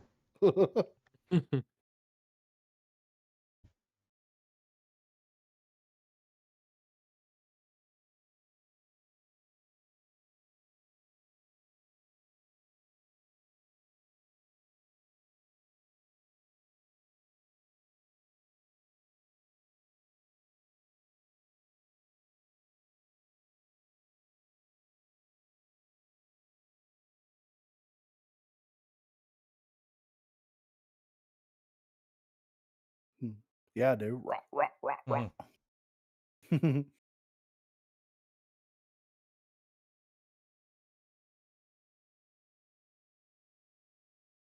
Budget 300 million.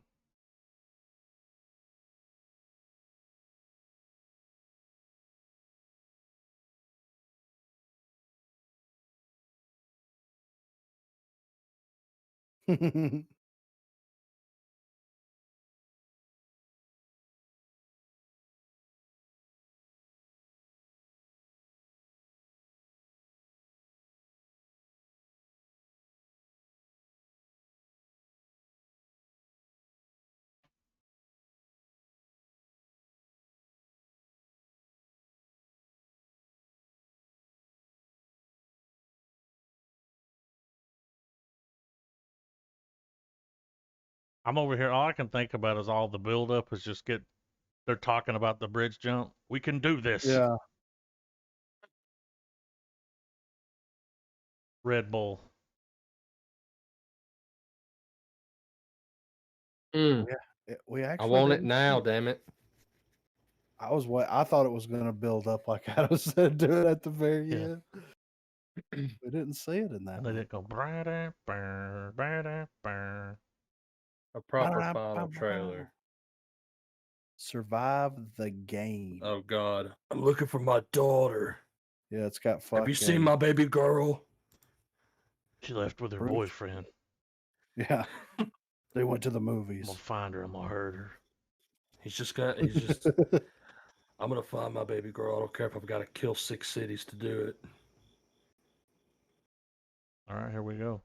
3, 2, 1, play.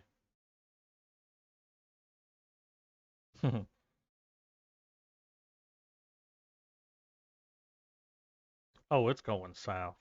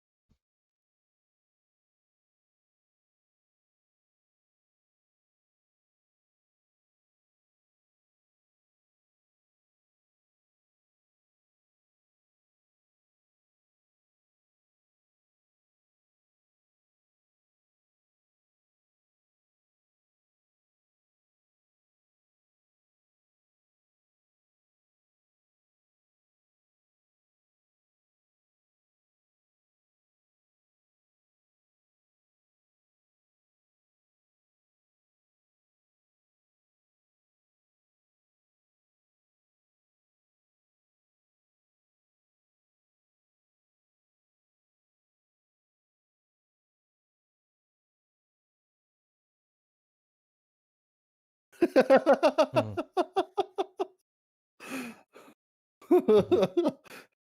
This is by far. Hold Your Ground, October the 8th. I mean, even though Baby Girl wasn't uttered once, it was still felt. Yeah, for sure. Malignant. Yeah, I think this is going to be About terrifying. COVID toe. COVID toes. It's directed by James Wan, so we'll see. Let's fucking do this thing. James Mixbag Wan. Yeah. It takes one to know one. All right, 3, 2, 1, play. I like the fucking VHS tape.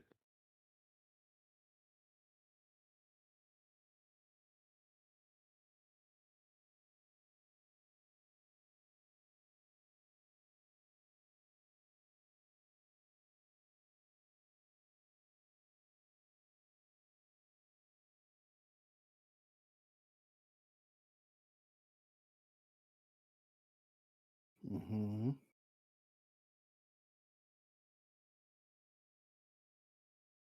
This isn't a trailer.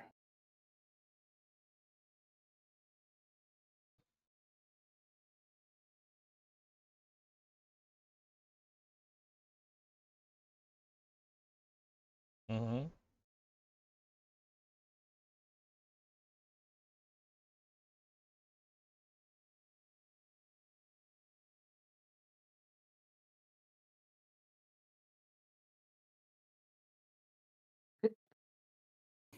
Of course we are, you know. You got that share record?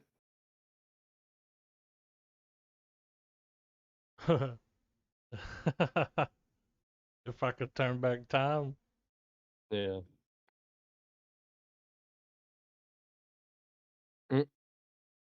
That new memory phone's balling.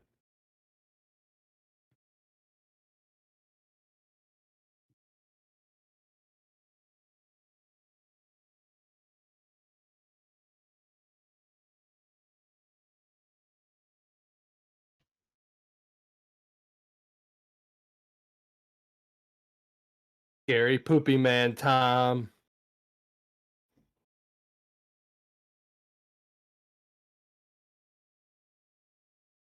Wake up, boo!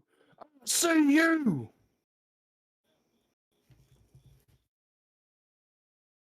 They brought Trailer Guy back. I still get work from time to time. They found me on Fiverr. I did it for $250. What was the movie? Was it Frighteners? Mm-hmm. Where the chick had the fucking boyfriend, they went on the killing spree. Yeah. So Had she's Michael probably J. gonna Fox. be like with it. Yeah. You know what I mean? Yeah. Like, that's how it appears to be, you know. Seems to me you don't know a thing about it. I want to do Mayday. something new. I want to reinvent the wheel. Something fresh. Audiences are thirsty. Give them And, cool like, stuff. This is the guy Slick that just stuff. keeps making the same movies, right? Yeah, pretty much. Neat stuff. Slick stuff. Just let Mayday. the party begin. Y'all ready? Yeah, let's do it. 3, 2, 1, play. Fetish.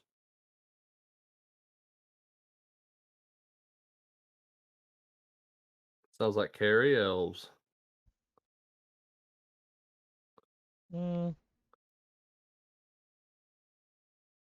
Candy cane.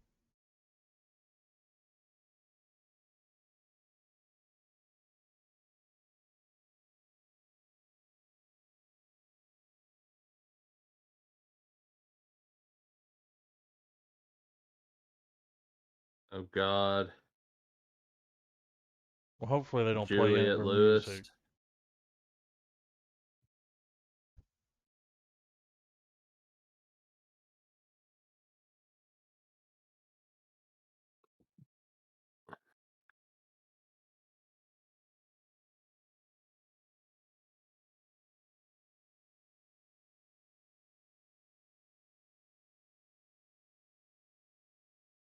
Welcome. That's dangerous. Welcome to bitch country. Is this a different movie now?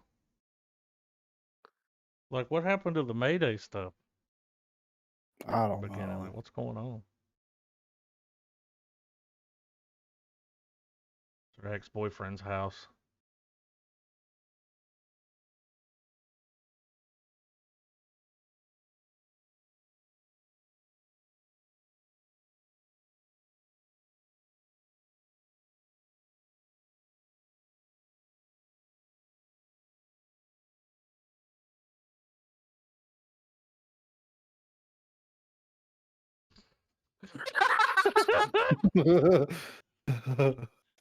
This movie.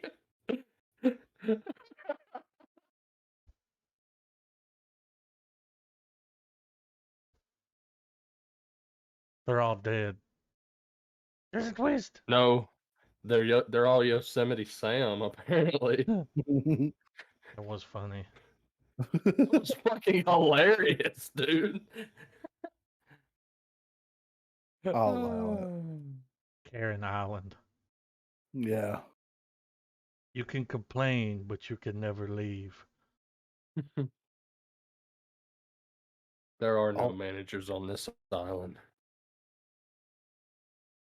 This next one's got fucking Stephen Dorff in it. Oh, Henry. Oh, Stephen fuck Marvel Dorff. Yeah.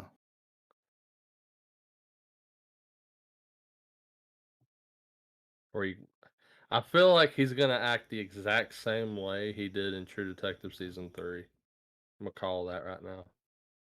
All right. Let's give her a go. All right, 3, 2, 1, play.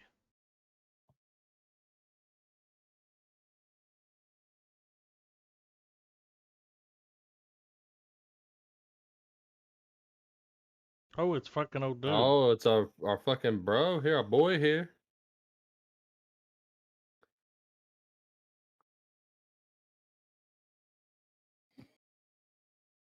Got old Buster Scruggs. Mr. Horny Toad himself. What you saw, you just be tended to forgetting it.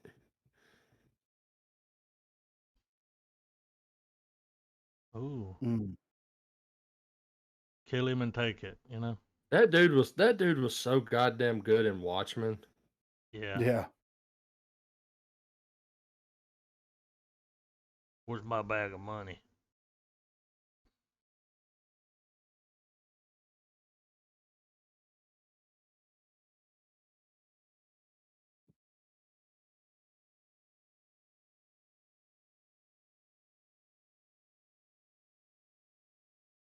Oh shit.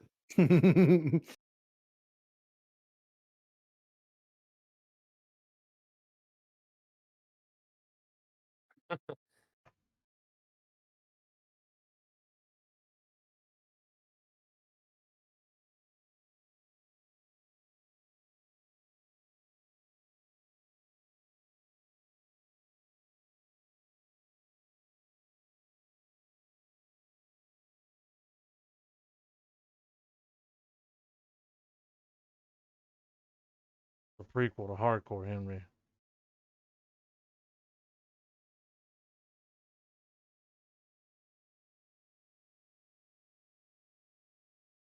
He's gonna fuck him up. Okay.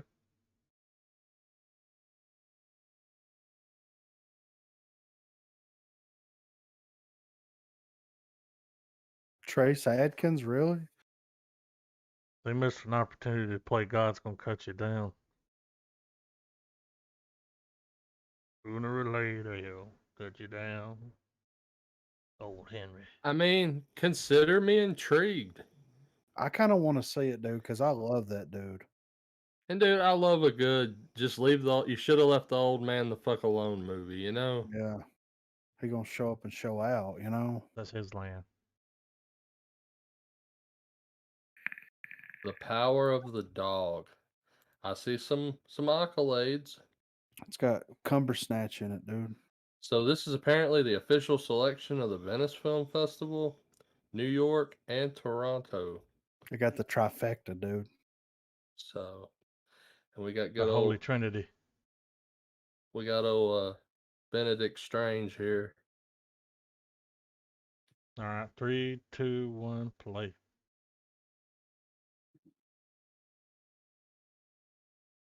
The comment said he's trying to whistle the Jurassic Park theme. Yeah, right. It's close.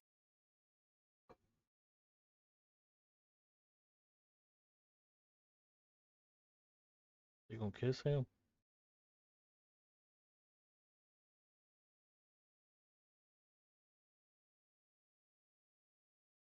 The whistling outlaw.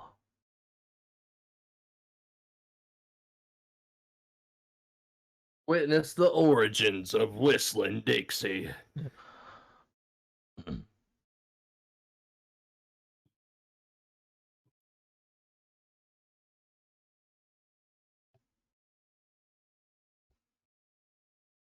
There's blood on the wheat.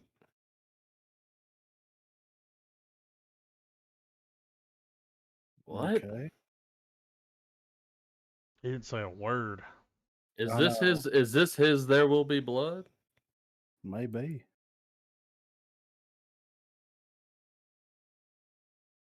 That fucking Jurassic Park comment was hilarious.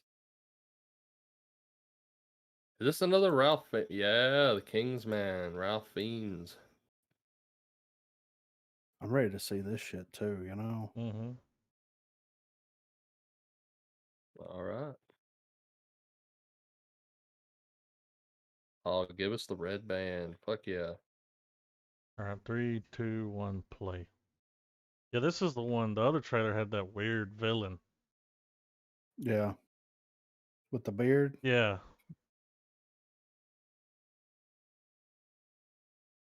There he is. Oh shit. I can see into the future.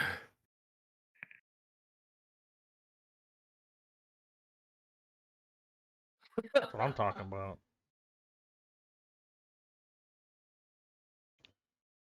Keep it honest.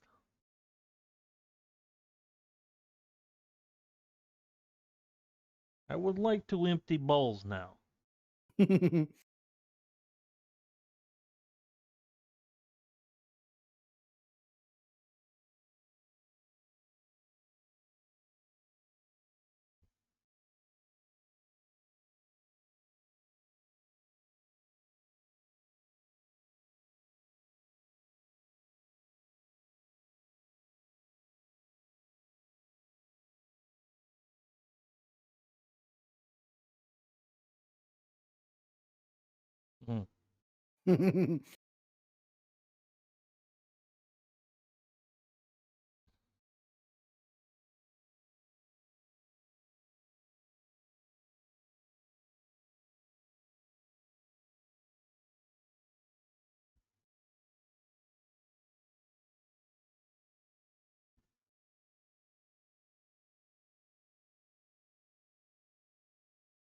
That That dude sound like Fat Bastard. I'm gonna love killing you. I mean, I've enjoyed these movies. This looks like the best one. It does look good. It looks really good, That man. I mean, at least of the trailers for this film that we've seen, this is the best trailer I've seen so far. Yeah. For like sure. this one definitely gave me the okay, I'm gonna watch it. You know. I don't know, man. I still think that the very first, the money for nothing shot at the first movie was fucking mint, dude. Yeah. Where it's camera creeping up on that fucking house, the fucking choppers fly through, and then you just hear all the action going on, but you just hear fucking money for nothing just thumping around in the background. Oh, that's memorable. Memorable. Mass. What? I think this is about church. Oh, okay. Yeah. Yeah. See what I did there? Yeah. Or a really devout Catholic about to do some really devout evil. All right, 3, 2, 1, play. Bleecker Street. Heard that. Hit or miss. See? You didn't come to mass today.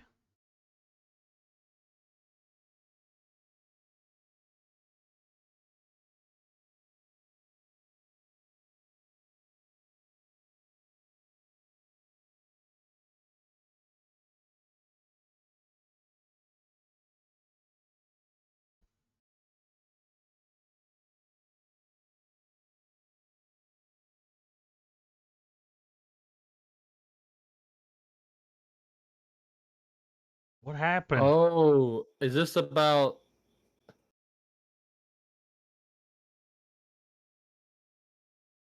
Is this about that church shooting?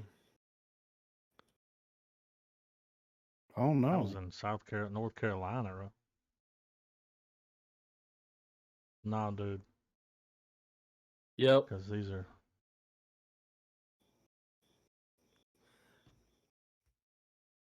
That shit looks intense. I will watch it just for Jason Isaac's performance because that shit's going to be good.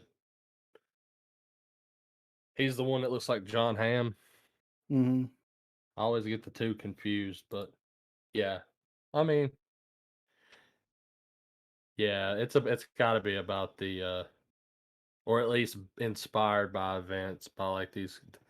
You remember that? Remember a few years ago where they had that dude? He had the GoPro strapped to his head, and he went into that fucking mosque and just mowed down all those Muslims.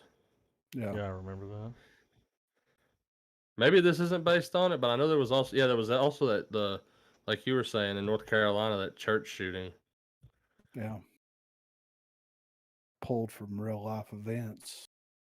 Yeah. It looks like the whole movie's going to take place in that one room, and that shit looks intense. Yeah, it's like them going back and forth. Like one is the killer, one's the victim's family. Yeah. I mean, that's going to make for some really good dialogue. Yeah.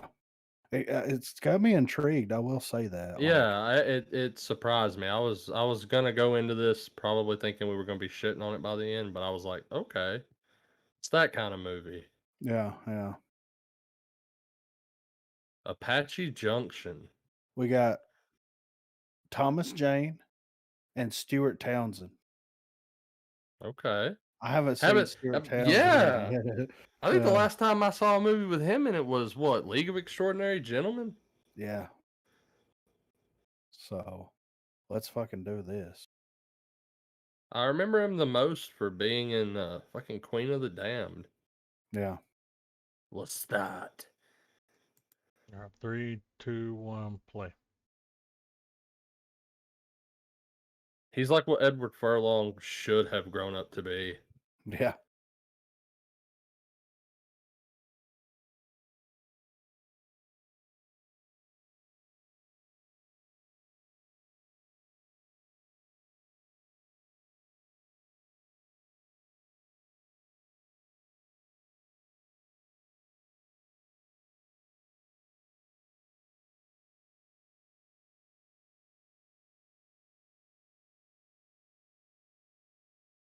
We're taking your women. Was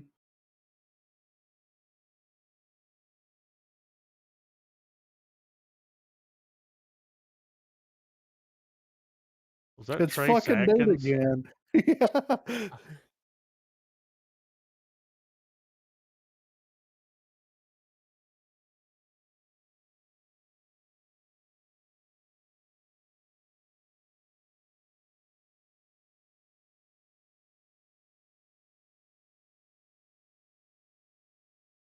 You wear a hat like that, you're always gonna die first.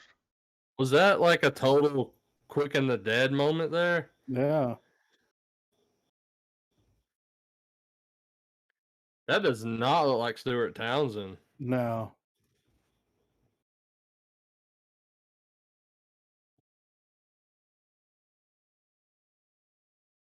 That trailer would have been so much better if they had a different choice for music. Yeah. Kind of took you out of the trailer.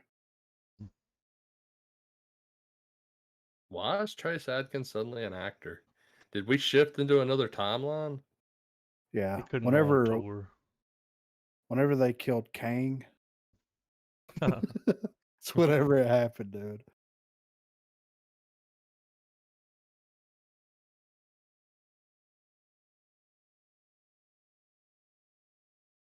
Oh, is this a custom mashup you got here?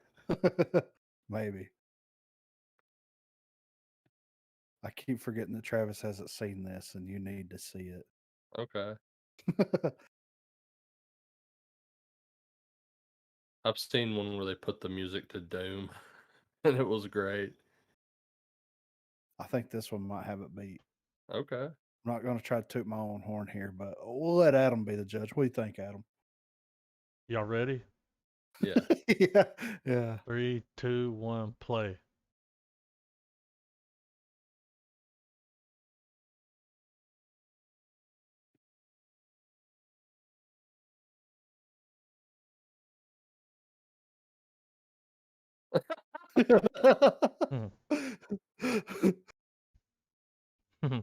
It's perfect, dude.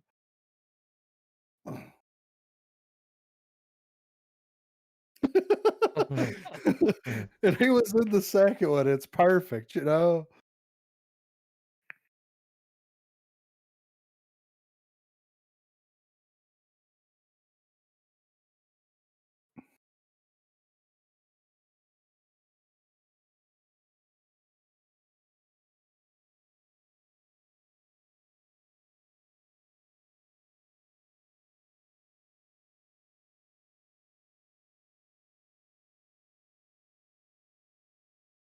This scene was so well made. Yeah, I know. You get this kind of shit, and then you watch Snake Eyes, and you're like, what the Right. fuck?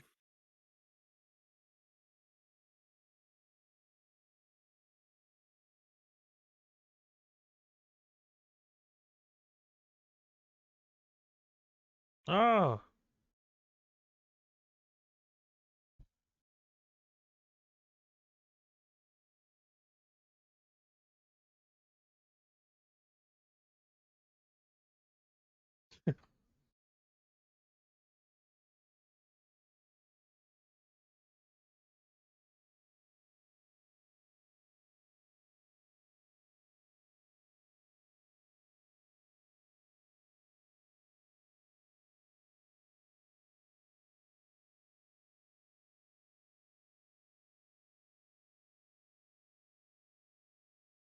Break that motherfucker's neck. I know, right?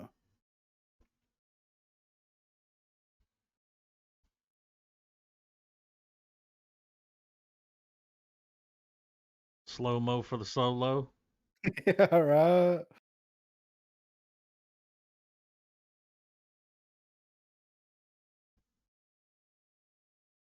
He stabbed that dude in the wrist.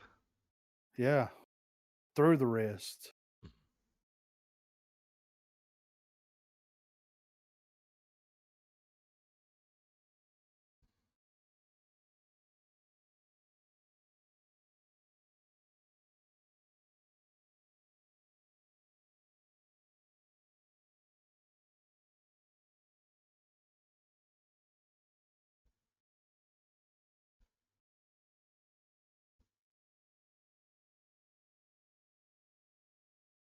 He's still standing.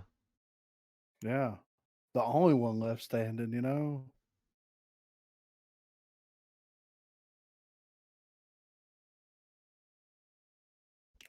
That guy's face. That's why I left it in there. Yeah. That was cool.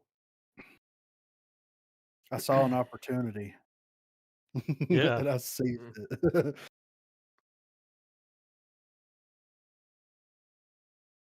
All right. Well, what are we going to watch next week, guys?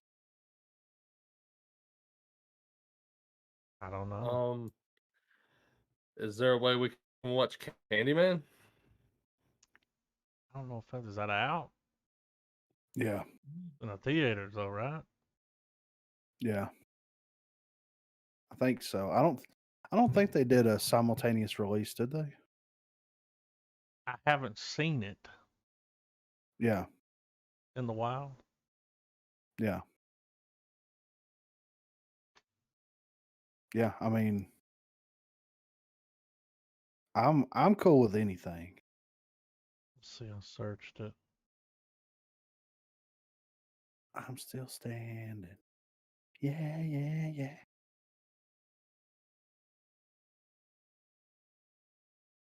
Yeah, it's in the theaters. No simultaneous release. Ooh. Whoa, that score's not good. Whoa.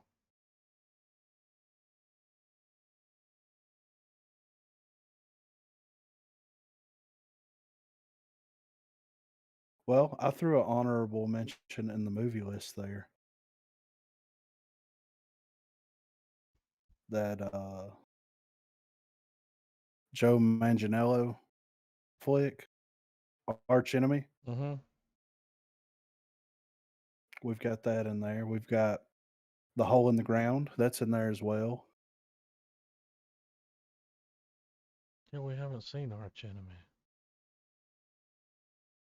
No, I haven't even seen them live, dude. Surprisingly. You know what I mean? Yeah, that movie's available.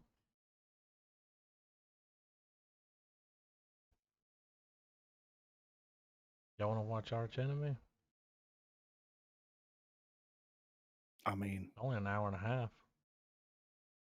What do you think, Trav? Me, man.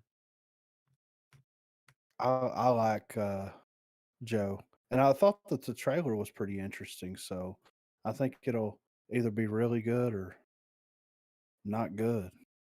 I was telling Griffin while you were gone earlier. That's what that Sylvester Stallone movie sounds like. Because remember, in this movie, is this kid, and he thinks he finds this guy that was like a superhero or something. It's like, oh, it sounds like that one movie. But yeah, the one movie. Yeah, let's do it, man. Yeah, Why not? I haven't seen it yet, and I want to see it. Yeah, let's do it. That's all I got for the week, fellas. I mean, it's either that or Fast and Furious 9. So. I mean, dude.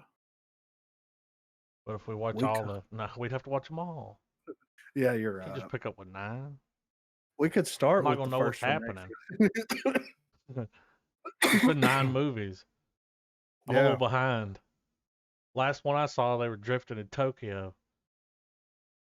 Yeah, that was like 8 movies ago, right? Something like that. But yeah, Arch Enemy. Yeah, let's do Arch Enemy. Yeah. Next week. I guess the checks in the mail.